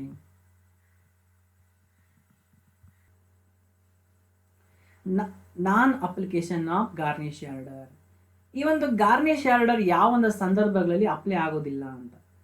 In the following circumstances, the garnish order would not be applicable. A. Where the account of the judgment debtor is joint account holder with another person. B. Where the identity of the judgment debtor is doubtful. C. Where the account of judgment debtor is held by him in the capacity of a trustee. D. Where the judgment debtor has previously made an official assignment of his balance in favor of third party and the banker is informed about it in writing. E. Where the account of the judgment debtor reveals a debit balance. F. Not applicable to deceased and insolvent. ಇವೆಲ್ಲವನ್ನ ಈಗಾಗಲೇ ಮೊದಲೇ ನಾವು discuss ಮಾಡಿದ್ದೀವಿ, ಅದೇ same points year. ಮತ್ತೆ ಯಾವೊಂದು ಸಂದರ್ಭದಲ್ಲಿ ಈ ಗಾರ್ನಿಶ್ ಆರ್ಡರ್ ಅಪ್ಲೈ ಆಗ್ತದೆ? Garnish order is applicable for the following areas. Number 1, where there is a credit balance in a bank, where attach the amount drawn by a check but payment not yet affected, and all bank branches and banks are treated as a one entity. Then attaches future maturing term deposit, attaching joint account if issued so, attaches personal account of a partners if an order is served on a partnership account. Then the amount should belong to the customer in his own right and capacity. Next one is the debt under the order must be due. ಇಂಥ ಒಂದು ಸಂದರ್ಭದಲ್ಲಿ ಈ ಒಂದು garnish order apply ಆಗುತ್ತದೆ. ಈಗ bankers right ಆಯಿತು. ಈಗ special ರಿಲೇಷನ್ಶಿಪ್ನಲ್ಲಿ ಎರಡನೇದು ಬ್ಯಾಂಕರ್ಸ್ ಅಬ್ಲಿಗೇಷನ್ಸ್ ಬಗ್ಗೆ ನಾವು ತಿಳ್ಕೊಳ್ಳೋಣ. ಇದು ಎರಡನೇ ಹೆಡ್ ಸ್ಪೆಷಲ್ ರಿಲೇಷನ್ಶಿಪ್ಪಲ್ಲಿ. Apart from the rights enjoyed by a banker, certain obligations have to be fulfilled towards the customers. The various bankers' obligations are as follows. Number 1, obligation to honor customer's check. Number 2, obligation to maintain secrecy of customer account. Number 3, obligation to receive the checks and other instruments for collection. Number 4, obligation to give reasonable notice before closing the customer's account. Number 5, obligation to honor the checks of customer across the counter. These and all the bankers' obligation. ಈಗ ಒಂದೊಂದನ್ನು ವಿವರವಾಗಿ ನಾವು ತಿಳ್ಕೊಳ್ಳೋಣ. Bankers' obligation to honor customer's check. The basic contract between the banker and customer is that whenever the customer made payment needs to be made. ಅಂದ್ರೆ whenever the customer demand payments needs to be made. The drawee ಅಂದ್ರೆ banker of a checks having a sufficient funds, the drawer customer in his hands must pay the checks when duly required to do so. ಅಂದರೆ bankers obligation to honours customer cheque ಅಂದರೆ ಯಾವಾಗ bank ಏನು customer ಚೆಕ್ಕನ್ನು ತೆಗೆದುಕೊಂಡು ಬಂದು ಕೊಡ್ತಾನೆ ಅವಾಗ ಅದನ್ನು ಪೇ ಮಾಡ್ತಕ್ಕಂಥದ್ದು ಬ್ಯಾಂಕ್ನ ಒಂದು ಕರ್ತವ್ಯ. ಒಂದು ಬ್ಯಾಂಕ್ ಅಕೌಂಟಲ್ಲಿ ಸಾಕಷ್ಟು ದುಡ್ಡಿದ್ದು ಕಸ್ಟಮರ್ ಅದನ್ನು ವಾಪಸ್ ಮಾಡೋ ರೀತಿ ಚೆಕ್ಕನ್ನು ಬರೆದು ಕೊಟ್ಟಾಗ ಖಂಡಿತವಾಗಿ ಬ್ಯಾಂಕ್ ಅದನ್ನು ಪೇಮೆಂಟ್ ಮಾಡಬೇಕು. Default of such payment must compensate the drawer of any loss or damage caused by default. A banker must honor customer check drawn on him provided there is sufficient fund and applicability of fund, banker duly required to pay and present within a reasonable time. ಅಂದರೆ bank ಅಕೌಂಟಲ್ಲಿ ಸಾಕಷ್ಟು ದುಡ್ಡಿದ್ದು ಆ check ಬರೆದಿರ್ತಕ್ಕಂತಹ ಅಷ್ಟು ದುಡ್ಡು ಬ್ಯಾಂಕಲ್ಲಿ ಇದ್ದೀಗ 10,000 ಬರೆದಿರ್ತೀರಿ cheque, ಬ್ಯಾಂಕಲ್ಲಿ 10,000 ಇರ್ತದೆ ಕೊಡ್ಬೋದು. ಮತ್ತು ಆ ಬರೆದಿರ್ತಕ್ಕಂಥ ಚೆಕ್ಕು ಕರೆಕ್ಟಾಗಿ ಅಪ್ಲಿಕೇಬಲ್ ಆಗ್ತಾ ಇದ್ದು ಮತ್ತು ಅದು ಸರಿಯಾದ ಸಮಯದಲ್ಲಿ ನೀವು ಕೊಟ್ಟಿದ್ರೆ ಅವಾಗ ಏನು ಮಾಡಬೇಕು, ಬ್ಯಾಂಕರು ಅದನ್ನು ಪೇ ಮಾಡಲೇಬೇಕು. ಇದು ಅವನ ಒಂದು ಕರ್ತವ್ಯ. Banker's obligation to maintain secrecy of customer account ಆಯಿತಾ. ಅಂದರೆ ಇಲ್ಲಿ ಬ್ಯಾಂಕರ್ನ ಎರಡನೇ ಒಂದು ಕರ್ತವ್ಯ ಏನಪ್ಪ ಅಂದರೆ ಕಸ್ಟಮರ್ ಖಾತೆಯ ರಹಸ್ಯವನ್ನು ಕಾಪಾಡ್ತಕ್ಕಂಥದ್ದು. The banker has an implied obligation to maintain secrecy of the customer account. He or she should not disclose matters relating to the customer's financial position, since it may adversely affect the customer credit and business. This obligation continues even after the account of the customer is closed. ಯಾವುದೇ ಕಾರಣಕ್ಕೂ ಒಬ್ಬ ಕಸ್ಟಮರ್ನ ಖಾತೆಯ ಒಂದು ಮಾಹಿತಿಯನ್ನು ಬೇರೆಯವರಿಗೆ ಹಂಚಿಕೊಳ್ಳಬಾರದು, ರಹಸ್ಯವನ್ನು ಕಾಪಾಡಬೇಕು. ಇದು ಒಬ್ಬ ಕಸ್ಟಮರ್ನ ವೈಯಕ್ತಿಕ ಮತ್ತು ಬಿಸ್ನೆಸ್ ಅಂದರೆ ಏನೋ ಒಂದು ವ್ಯವಹಾರದ ಮೇಲೆ ಕೂಡ ಪರಿಣಾಮ ಬೀರೋದ್ರಿಂದ ಅಕಸ್ಮಾತ್ ಅವನ ಅಕೌಂಟ್ನ ಕ್ಲೋಸ್ ಮಾಡಿದ್ಮೇಲೆ ಕೂಡ ಈ ರಹಸ್ಯವನ್ನು ಕಾಪಾಡತಕ್ಕಂತಹ ಒಂದು ಕರ್ತವ್ಯ ಬ್ಯಾಂಕು ಪಾಲಿಸಬೇಕು. ಕೆಲವೊಂದು ಸಂದರ್ಭದಲ್ಲಿ ಈ ಒಂದು ರಹಸ್ಯ ಪಾಲನೆಯನ್ನು ಮೀರಬಹುದು. Exception to banker's obligation.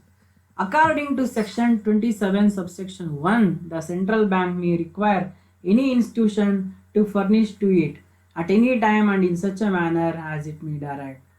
Such information as the central bank may reasonably require for the proper discharge of its functions and under act. ಕೆಲವೊಂದು ಟೈಮಲ್ಲಿ ಒಂದು ಕೇಂದ್ರ ಬ್ಯಾಂಕ್ ಅಂದರೆ ನಮ್ಮ ಭಾರತ ದೇಶದಲ್ಲಿ ರಿಸರ್ವ್ ಬ್ಯಾಂಕ್ ಆಫ್ ಇಂಡಿಯಾ ಕೆಲವೊಂದು ಮಾಹಿತಿಯನ್ನು ಕೇಳಿದಾಗ ಬ್ಯಾಂಕುಗಳು ರಹಸ್ಯವನ್ನು ಕಾಪಾಡಬೇಕು ಅಂತ ಹೇಳಂಗಿಲ್ಲ, ಸೊ ಅವರು ಕೊಡಬೇಕಾಗುತ್ತೆ. Disclosure as a banking practices. ನೋಡಿ, ಈ ರಹಸ್ಯವನ್ನು ಅವ್ರು ಯಾವಾಗ ಕಾಪಾಡದೆ ಮಾಹಿತಿಯನ್ನು ಬಹಿರಂಗಪಡಿಸ್ಬೋದು ಅಂದರೆ ಮೊದಲನೇದಾಗಿ disclosure as a banking practice. ಇದೊಂದು ಬ್ಯಾಂಕಿಂಗ್ ಪ್ರಾಕ್ಟೀಸ್ ಆಗಿ ಅವರು ಅದನ್ನು ಮಾಹಿತಿಯನ್ನು ಕೊಡ್ಬೋದು. ಅಂದರೆ under the following circumstances banker may disclose the relevant information about the customer as a banking practice where the customer consent has been obtained. ಯಾವಾಗ customer ಒಪ್ಪಿಗೆಯನ್ನು ಕೊಟ್ಟಿದ್ದಾನೆ, where banker's own interest require it, ಯಾವಾಗ ಬ್ಯಾಂಕರ್ಗೆ ಸ್ವಂತ ಇಚ್ಛೆ ಇದೆ ಇದನ್ನು ಮಾಹಿತಿಯನ್ನು ಬಹಿರಂಗಪಡಿಸಬೇಕು ಅಂತ ಅವಾಗ, where credit information is required by other bank, ಬೇರೆ ಬ್ಯಾಂಕ್ಗಳಿಗೆ ಇದರಿಂದ ಮಾಹಿತಿ ಬೇಕು ಅವಾಗ ಕೂಡ ಅವ್ರು ಕೊಡ್ಬೋದು. Next, disclosure in the public interest. ಅಂದರೆ ಜನಸಾಮಾನ್ಯರ ಹಿತದೃಷ್ಟಿಯಿಂದ ರಹಸ್ಯವನ್ನು ಪರಿಪಾಲನೆಯನ್ನು ಮಾಡದೇ ಇರತಕ್ಕಂಥದ್ದು. ಯಾವಾಗ the bank should be required to give information regarding the financial position of their customer in the public interest in the following cases. When a bank is asked for information by government official concerning the commission of a crime, ಅಂದರೆ ಸರ್ಕಾರದಿಂದ ಈ ಒಂದು ಅಥವಾ ಅಪರಾಧ ಒಂದು ವಿಭಾಗದಿಂದ ಯಾವಾಗಲಾದರೂ ಅವರು ಕೇಳಿದಾಗ ಮಾಹಿತಿ ಕೊಡಬಹುದು. When bank consider that the customer is involved in activities prejudicial to the interest of the country, ಇವನು ದೇಶಕ್ಕೆ ಮಾರಕವಾಗಿರ್ತಕ್ಕಂಥ ಕೆಲಸಗಳಿಗೆ ತೊಡಗಿಸ್ಕೊಂಡಿದ್ದಾನೆ ಅಂತ ಗೊತ್ತಾದಾಗ ಅವಾಗ ಏನು ಬ್ಯಾಂಕು ಮಾಹಿತಿಯನ್ನು ಬಹಿರಂಗಪಡಿಸ್ಬೋದು. Where bank's books reveal that the customer is contravening the provisions of the law, ಏನು ಈ ಒಂದು ಪ್ರಾವಿಷನ್ಸ್ ಲಾ ಇದೆ ಬ್ಯಾಂಕಿಂಗ್ದು, ಆ ಒಂದು ಕಾನೂನುಗಳನ್ನು ಇವನು ಮುರಿತಾ ಇದ್ದಾನೆ ಅಂತ ಗೊತ್ತಾದಾಗ ಅವಾಗಲೂ ಕೂಡ ಅವನ ಮಾಹಿತಿಯನ್ನು ಬಹಿರಂಗಪಡಿಸ್ಬೋದು. Where seizable funds are received from the foreign countries by an a constituent. So ವಿದೇಶಗಳಿಂದ ಇವನು ಅವ್ಯವಹಾರವಾಗಿ ಆಯ್ತಾ ಏನು ಅನ್ಯ ಮಾರ್ಗವಾಗಿ ಇವನು ಹಣವನ್ನು ತೆಗೆದುಕೊಂಡು ಬಂದಾಗ ಅವಾಗಲೂ ಕೂಡ ಅವನ ಮಾಹಿತಿಯನ್ನು ಬಹಿರಂಗಪಡಿಸ್ಬೋದು. ಈಗ ರಾಂಗ್ಫುಲ್ ಡಿಸ್ಕ್ಲೋಸರ್ ಏನು ತಿಳ್ಕೊಳ್ಳೋಣ. When a banker discloses information about a customer account to an a outsiders unjustifiable grounds it is known as wrongful disclosure. So ಯಾವುದೇ ಕಾರಣಕ್ಕೆ ಒಬ್ಬ ಒಂದು ಕಸ್ಟಮರ್ನ ಖಾತೆಯ ರಹಸ್ಯವನ್ನು ಇತರರಿಗೆ ಆಯಿತಾ ಅನ್ಯ ಮಾರ್ಗದಿಂದ, ಅಂದರೆ ಏನು ಇವಾಗ ನಾವು ತಿಳ್ಕೊಂಡ್ವಿ ಎರಡು ಮಾರ್ಗ, on the interest of an a bank, ಅಂದರೆ ನಾವು ಇದನ್ನು ತಿಳ್ಕೊಂಡ್ವಲ್ಲ interest of the bank and interest of the public. ಬ್ಯಾಂಕ್ನ ಸ್ವ ಇಚ್ಛೆಯಿಂದ ಅಥವಾ ಜನಸಾಮಾನ್ಯರ ಒಳಿತ ಇಚ್ಛೆಯಿಂದ ಏನು ಮಾಡ್ಬೋದು, ಡಿಸ್ಕ್ಲೋಸ್ ಮಾಡ್ಬೋದು. ಇವೆರಡು ಮಾರ್ಗಗಳನ್ನು ಹೊರತುಪಡಿಸಿ ಬೇರೆ ಒಂದು ಅನ್ಯಾಯ ಮಾರ್ಗಗಳಿಂದ ಏನಾದರೂ ಕಸ್ಟಮರ್ನ ಡೀಟೇಲ್ಸ್ನ ಬೇರೆಯವ್ರ ಜೊತೆ ಹಂಚ್ಕೊಂಡ್ರೆ ಇದನ್ನು ರಾಂಗ್ಫುಲ್ ಡಿಸ್ಕ್ಲೋಸರ್ ಅಂತ ಹೇಳ್ಬಿಟ್ಟು ನಾವು ಕರಿತೀವಿ. It is known as wrongful disclosure. It is the contractual obligation of a banker not to reveal customer account details to a third party. ಮೂರನೇ ವ್ಯಕ್ತಿಗೆ ಒಬ್ಬ ನಮ್ಮ ಕಸ್ಟಮರ್ನ ಒಂದು ರಹಸ್ಯಗಳನ್ನು ಹಂಚಿಕೊಳ್ಳದೆ ಇರತಕ್ಕಂಥದ್ದು ಬ್ಯಾಂಕ್ನ ಒಂದು ಕರ್ತವ್ಯ ಆಗಿದೆ. Next, third one, obligation to receive checks and other instruments for collection. The business of banking comprises acceptance of money and deposit account payment of checks. It also includes collection of checks. It may rightly be contended that anyone who does not perform these essential services, it is not a banker. So ಇಲ್ಲೇನಪ್ಪ ಅಂದರೆ ಮೂರನೇ ಒಂದು ಕರ್ತವ್ಯ, customers ಕೊಡ್ತಕ್ಕಂಥ ಚೆಕ್ಗಳನ್ನು ಇದು ಪಡೆದುಕೊಂಡು collect ಮಾಡಿ ಕೊಡಬೇಕು. ಅಂದರೆ ಮಿಸ್ಟರ್ ಎ ಏನು ಮಾಡ್ತಾನೆ, ಅವನ ಬ್ಯಾಂಕ್ಗೆ ಬೇರೆ ಯಾರ್ದೋ ಬ್ಯಾಂಕ್ದು ಚೆಕ್ ಕೊಡ್ತಾನೆ. ಅವಾಗ ಆ ಬ್ಯಾಂಕು ಅದನ್ನು ಸ್ವೀಕಾರ ಮಾಡಿ ಆ ಸಂಬಂಧಪಟ್ಟಂತಹ ಬ್ಯಾಂಕಿಗೆ ಕಳಿಸಿ ಅಲ್ಲಿಂದ ಕಲೆಕ್ಟ್ ಮಾಡಿ ಇವನಿಗೆ ದುಡ್ಡನ್ನು ಕೊಡಬೇಕು. ಈ ಒಂದು ಕರ್ತವ್ಯಗಳನ್ನು ಇದು ಮಾಡಬೇಕು. ಬರೀ ಆ ಡೆಪಾಸಿಟ್ನ ಅಕ್ಸೆಪ್ಟ್ ಮಾಡೋದು, ಲೆಂಡ್ ಮಾಡೋದು ಅಷ್ಟೇ ಇಲ್ಲ, ಬೇರೆ ಈ ರೀತಿಯಾಗಿರ್ತಕ್ಕಂಥ ಸರ್ವಿಸಸ್ ಕೂಡ ಮಾಡಬೇಕು. ಒಂದು ವೇಳೆ ಈ ಥರ ಸರ್ವಿಸಸ್ ಮಾಡಿಲ್ಲ ಅಂದರೆ ಅದನ್ನು ಬ್ಯಾಂಕ್ ಎಂದು ಕರೆಯಲಾಗೋದಿಲ್ಲ ಅಂತ ಹೇಳ್ಬಿಟ್ಟು ತಿಳಿಸಲಾಗ್ತದೆ. ನೆಕ್ಸ್ಟ್ 4ನೇದು obligation to honour the cheques of customer across the counter. ಬರೀ ಬೇರೆ ಒಂದು ಬ್ಯಾಂಕ್ಗೆ ಸಂಬಂಧಪಟ್ಟಿರ್ತಕ್ಕಂತಹ ಚೆಕ್ಗಳನ್ನು ಪಡೆದು ಅದನ್ನು ಕಲೆಕ್ಟ್ ಮಾಡಿ ಕೊಡೋದು ಅಷ್ಟೇ ಅಲ್ಲ, ಕೆಲವೊಂದು ಸಮಯದಲ್ಲಿ ತನ್ನದೇ ಆಗಿರ್ತಕ್ಕಂಥ ಚೆಕ್ಗಳನ್ನು ತನ್ನ ಬ್ಯಾಂಕ್ ಪಡೆದು ಕೌಂಟರಲ್ಲೇ ಅದನ್ನು ನಗದುಗೊಳಿಸಿ ಕೊಡಬೇಕಾಗುತ್ತೆ. When a customer presents an open cheque for withdrawal of cash across the counter in bank, it makes the obligation to banker to honour the customer's cheque. ಇದನ್ನು ಕೊಡ್ತಕ್ಕಂಥದ್ದು ಬ್ಯಾಂಕ್ನ ಕರ್ತವ್ಯ ಆಗಿರ್ತದೆ. Next 5th one, obligation to give reasonable notice before closing the customer's account. According to law, a debtor and creditor may terminate the relationship without notice by a debtor paying off the balances of the creditor, recalling the debt. It is not so simple between a banker and customer. ಇಲ್ಲಿ ಒಂದು ವಿಚಾರ ಹೇಳ್ಬೇಕಂತಂದ್ರೆ, ಒಬ್ಬ banker ಏನು ಮಾಡ್ಬೋದು, ಒಬ್ಬ customer ಅಕೌಂಟ್ನ close ಮಾಡ್ಬೋದು. ಆದರೆ ಕ್ಲೋಸ್ ಮಾಡೋಕೆ ಮೊದಲು ಅವನಿಗೆ ಮಾಹಿತಿಯನ್ನು ನೀಡ್ತಕ್ಕಂತಹ ಕರ್ತವ್ಯ ಅದರದಾಗಿರ್ತದೆ. ಕೆಲವೊಂದು ಟೈಮಲ್ಲಿ ಕಸ್ಟಮರ್ ಏನು ಮಾಡ್ಬೋದು, ಅವನಿಗೆ ಇಷ್ಟ ಇಲ್ಲ ಎಂದಾದರೆ ಅವನ ಒಂದು ಏನು ಬ್ಯಾಂಕರ್ ಆ್ಯಂಡ್ ಕಸ್ಟಮರ್ ರಿಲೇಷನ್ಶಿಪ್ನ ಟರ್ಮಿನೇಟ್ ಮಾಡ್ಬೋದು. ಅಥವಾ ಆ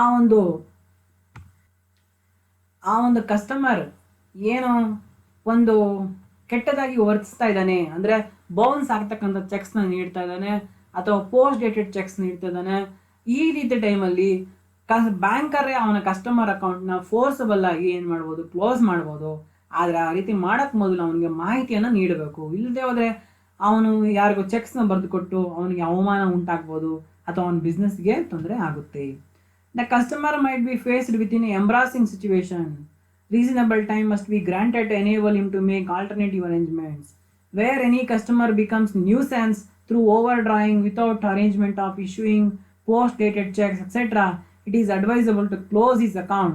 If a bank abruptly closes the customer's account, it might affect his credit, giving cause of an action against the bank for damages. ಹಂಗಾಗಿ ನಮಗೆ ಮಾಹಿತಿಯನ್ನು ನೀಡಿ ಮೊದಲೇ ಮತ್ತೆ ಅಕೌಂಟನ್ನು ಕ್ಲೋಸ್ ಬೇಕಾದರೆ ಮಾಡಬಹುದು. No your customer KYC guidelines. This is the last concept of this lecture series 1. ನೋಡೋಣ. ನೋ ಯುವರ್ ಕಸ್ಟಮರ್, ನಿಮ್ಮ ಗ್ರಾಹಕನನ್ನು ತಿಳಿದುಕೊಳ್ಳಿ. KYC ಈಗಂದ್ರೆ ಏನು, ಇದರ ಉದ್ದೇಶ ಏನು? The objective of Know Your Customer guidelines are to prevent bank from the being used intentionally or unintentionally by criminal elements for money laundering activities. ಈ no your customer guidance ಇದರ ಉದ್ದೇಶ ಏನಪ್ಪ ಅಂತಂದರೆ, ಇಂಟೆನ್ಷನಲಿ ಆರ್ ವಿತೌಟ್ ಇಂಟೆನ್ಷನಲಿ, ಆಯಿತಾ? ಅಂದರೆ ಬೇಕಾಗೇನೆ ಆಗ್ಬೋದು ಅಥವಾ ಅಕಸ್ಮಾತ್ ಆಗಿರ್ಬೋದು, ಯಾವುದೇ ಕಾರಣಗಳಿಂದಾಗಿ ಅಪರಾಧ ಒಂದು ವಿಷಯಗಳಿಗೋಸ್ಕರ, ಆಯಿತಾ, ಕ್ರಿಮಿನಲ್ ವಿಷಯಗಳಿಗೋಸ್ಕರ ಬ್ಯಾಂಕನ್ನು ಬಳಸಿಕೊಳ್ಳುವುದನ್ನು ತಡೆಯತಕ್ಕಂತಹದ್ದು ಈ ಒಂದು KYC ಗೈಡೆನ್ಸ್ ಇದರ ಉದ್ದೇಶ. KYC, Know Your Customer procedures enable banks to know their customer and their financial dealings better, which in turn help them manage their risk prudently. In Know Your Customer procedure ಇದೆಯಲ್ಲ, ನಿಮ್ಮ ಗ್ರಾಹಕರನ್ನು ತಿಳಿದುಕೊಳ್ಳಿ, ಇದೇನು ಮಾಡುತ್ತಪ್ಪ ಅಂದರೆ ಬ್ಯಾಂಕ್ಗಳನ್ನು ಅವರ ಗ್ರಾಹಕರು ಮತ್ತು ಅವರ ಹಣಕಾಸಿನ ಒಂದು ವ್ಯವಹಾರಗಳನ್ನು ಹೆಚ್ಚಾಗಿ ತಿಳಿದುಕೊಳ್ಳಲು ಪ್ರೋತ್ಸಾಹಿಸುತ್ತೆ. ಇದರ ಮೂಲಕ ಮುಂದೆ ಒದಗಬಹುದಾಗಿರ್ತಕ್ಕಂಥ ಆಪತ್ತನ್ನು ತಡೆಯಲು ಇದು ಅನುವು ಮಾಡಿಕೊಡುತ್ತದೆ. The RBI has issued certain guidelines for the management of the commercial banks. These guidelines that bankers follow are known as Know Your Customer guidelines. RBI ಅಂದರೆ ಸೆಂಟ್ರಲ್ ಬ್ಯಾಂಕ್ ಏನಿದೆ ಇಂಡಿಯಾದಲ್ಲಿ, ರಿಸರ್ವ್ ಬ್ಯಾಂಕ್ ಆಫ್ ಇಂಡಿಯಾ, ಇದು ಕೆಲವು ಗೈಡೆನ್ಸನ್ನು ಎಲ್ಲ ಬ್ಯಾಂಕರ್ಗೆ ನೀಡಿದೆ. ಇದರ ಮೂಲಕ ಮುಂದೆ ಬರ್ತಕ್ಕಂತಹ ಆಪತ್ತನ್ನು ತಡೆಯಬಹುದು. ಈ ಒಂದು ಗೈಡೆನ್ಸ್ನ ನೋ ಯುವರ್ ಕಸ್ಟಮರ್ ಗೈಡೆನ್ಸ್ ಅಂತೇಳಿ ಕರೀತಾರೆ. The Reserve Bank of India has issued those guidelines with the objectives of identifying depositors. ಅಂದರೆ ಇದು ಏನೇ ಗೈಡೆನ್ಸ್ ಕೊಟ್ಟಿದೆ, ಡೆಪಾಸಿಟರ್ಸ್ನ ಗುರುತಿಸೋದಕ್ಕೋಸ್ಕರ, ಕಂಟ್ರೋಲಿಂಗ್ ಫೈನಾನ್ಷಿಯಲ್ ಫ್ರಾಡ್ಸ್, ಹಣಕಾಸಿನ ಒಂದು ವ್ಯತ್ಯಯಗಳು ಅಥವಾ ಒಂದು ಮೋಸ ತಡೆಯೋದಕ್ಕೋಸ್ಕರ identifying money laundering and suspicious activities, ಏನು ಒಂದು ಅನುಮಾನಾಸ್ಪದವಾಗಿರ್ತಕ್ಕಂತಹ ಒಂದು ಚಟುವಟಿಕೆಗಳನ್ನು ಗುರುತಿಸೋದಕ್ಕೋಸ್ಕರ, ಮತ್ತು monitoring a large value of cash transactions. So ಅತಿ ದೊಡ್ಡ ಮೊತ್ತದ ಒಂದು ಟ್ರಾನ್ಸಾಕ್ಷನ್ಸ್ನ ನಿಯಂತ್ರಿಸೋದಕ್ಕೋಸ್ಕರ preventing misuse of banking system for committing frauds, ಮೋಸವ ವಂಚನೆ ಮಾಡೋದಕ್ಕೋಸ್ಕರ ಒಂದು ಬ್ಯಾಂಕ್ ವ್ಯವಸ್ಥೆಯನ್ನು ಬಳಸಿಕೊಳ್ಳುವುದನ್ನು ತಡೆಯೋದಕ್ಕೋಸ್ಕರ ಇವೆಲ್ಲ ವಿಚಾರಗಳಾಗಿ ಏನು ಮಾಡಿದೆ ಸೆಂಟ್ರಲ್ ಬ್ಯಾಂಕು RBI ಕೆಲವು ಗೈಡೆನ್ಸ್ನ ಕೊಟ್ಟಿದೆ. KYC guidelines for new accounts, ಅಂದರೆ ಹೊಸ ಅಕೌಂಟ್ಗಳನ್ನ ಯಾರು ತೆರೀತಾರೆ, ಅಂದರೆ ಹೊಸ ಗ್ರಾಹಕರು ಯಾರಿದ್ದಾರೆ ಅವರ ಒಂದು ಖಾತೆಯನ್ನು ತೆರೆಯುವಾಗ ಏನು ಗೈಡೆನ್ಸ್ ಫಾಲೋ ಮಾಡಬೇಕು ಅಂತ RBI ಹೇಳಿದೆ. The RBI has issued KYC guidelines for various aspect like guidelines for new accounts, existing customer, risk management and monitoring the procedures, record keeping, etc. In this unit, we will discuss the KYC guidelines in respect of new customer and existing customer.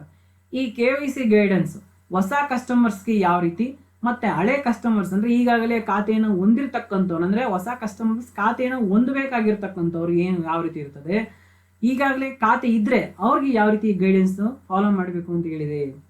ನೋಡಿ, ಈಗ ಮೊದಲನೇದಾಗಿ ಹೊಸದಾಗಿ account ತೆರೀಬೇಕು ಅಂತ ಇರೋರಿಗೆ ಯಾವ ರೀತಿ, the banker must comply with these guidelines when an individual or a corporation applies for a opening account in the bank.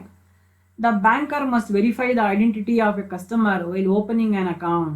So ಒಬ್ಬ ಹೊಸದಾಗಿ ಖಾತೆಯನ್ನು ತೆರೀಬೇಕಂದ್ರೆ ಅವನ ಗುರುತನ್ನು ಬ್ಯಾಂಕು ಪತ್ತೆ ಹಚ್ಚಬೇಕು. The new customer while opening an account in a bank may give a reference of existing account holder.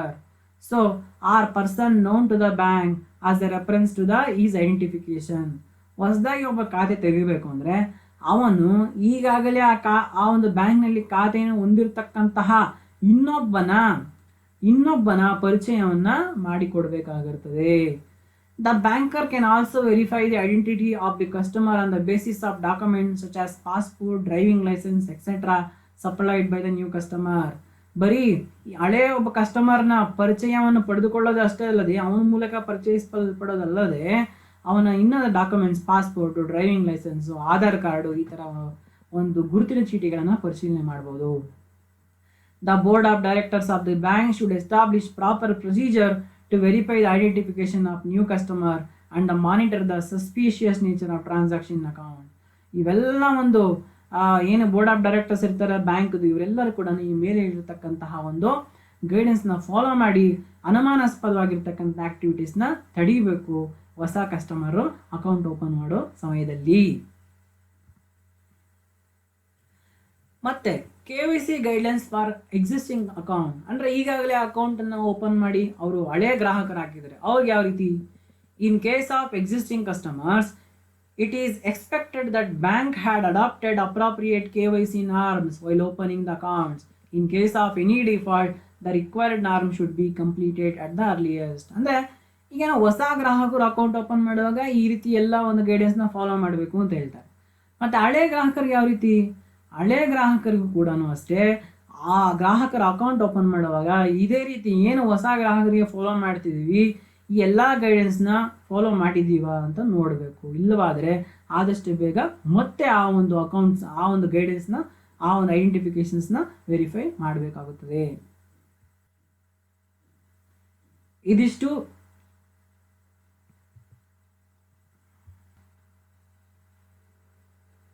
ವಿದ್ಯಾರ್ಥಿಗಳೇ, ಇದಿಷ್ಟು ನಮ್ಮ ಬ್ಯಾಂಕರ್ ಆ್ಯಂಡ್ ಕಸ್ಟಮರ್ ರಿಲೇಷನ್ಶಿಪ್ ಏನು ಇದ್ರ ಬಗ್ಗೆ ನಾವು ಇಷ್ಟೊತ್ತು ಚರ್ಚೆ ಮಾಡಿದ್ವಿ. This is my first lecture series 1. Next ಎರಡನೇ lecture series banking and customer relationship ಆದಮೇಲೆ ಎರಡನೇ ಲೆಕ್ಚರ್ ಸೀರೀಸಲ್ಲಿ ಯೂನಿಟ್ 2 ನೆಗೋಷಿಯಬಲ್ ಇನ್ಸ್ಟ್ರೂಮೆಂಟ್, ಈ ಒಂದು ಕಾನ್ಸೆಪ್ಟ್ನ ನಾವು ಡಿಸ್ಕಸ್ ಮಾಡೋಣ. ಎಲ್ಲರಿಗೂ ಒಳ್ಳೆಯದಾಗಲಿ. ಜೈ ಹಿಂದ್. ನನ್ನ ಈ ಒಂದು ಲೆಕ್ಚರ್ ಸೀರೀಸ್ನ ವೀಕ್ಷಿಸಿದ್ದಕ್ಕೆ ನಿಮ್ಮೆಲ್ಲರಿಗೂ ಕೂಡ ಧನ್ಯವಾದಗಳನ್ನ ತಿಳಿಸ್ತಾ ಇದ್ದೀನಿ. ಆದಷ್ಟು ಬೇಗ ಲೆಕ್ಚರ್ ಸೀರೀಸ್ 2 ನೆಗೋಷಿಯಬಲ್ ಇನ್ಸ್ಟ್ರೂಮೆಂಟಲ್ಲಿ ಭೇಟಿಯಾಗೋಣ.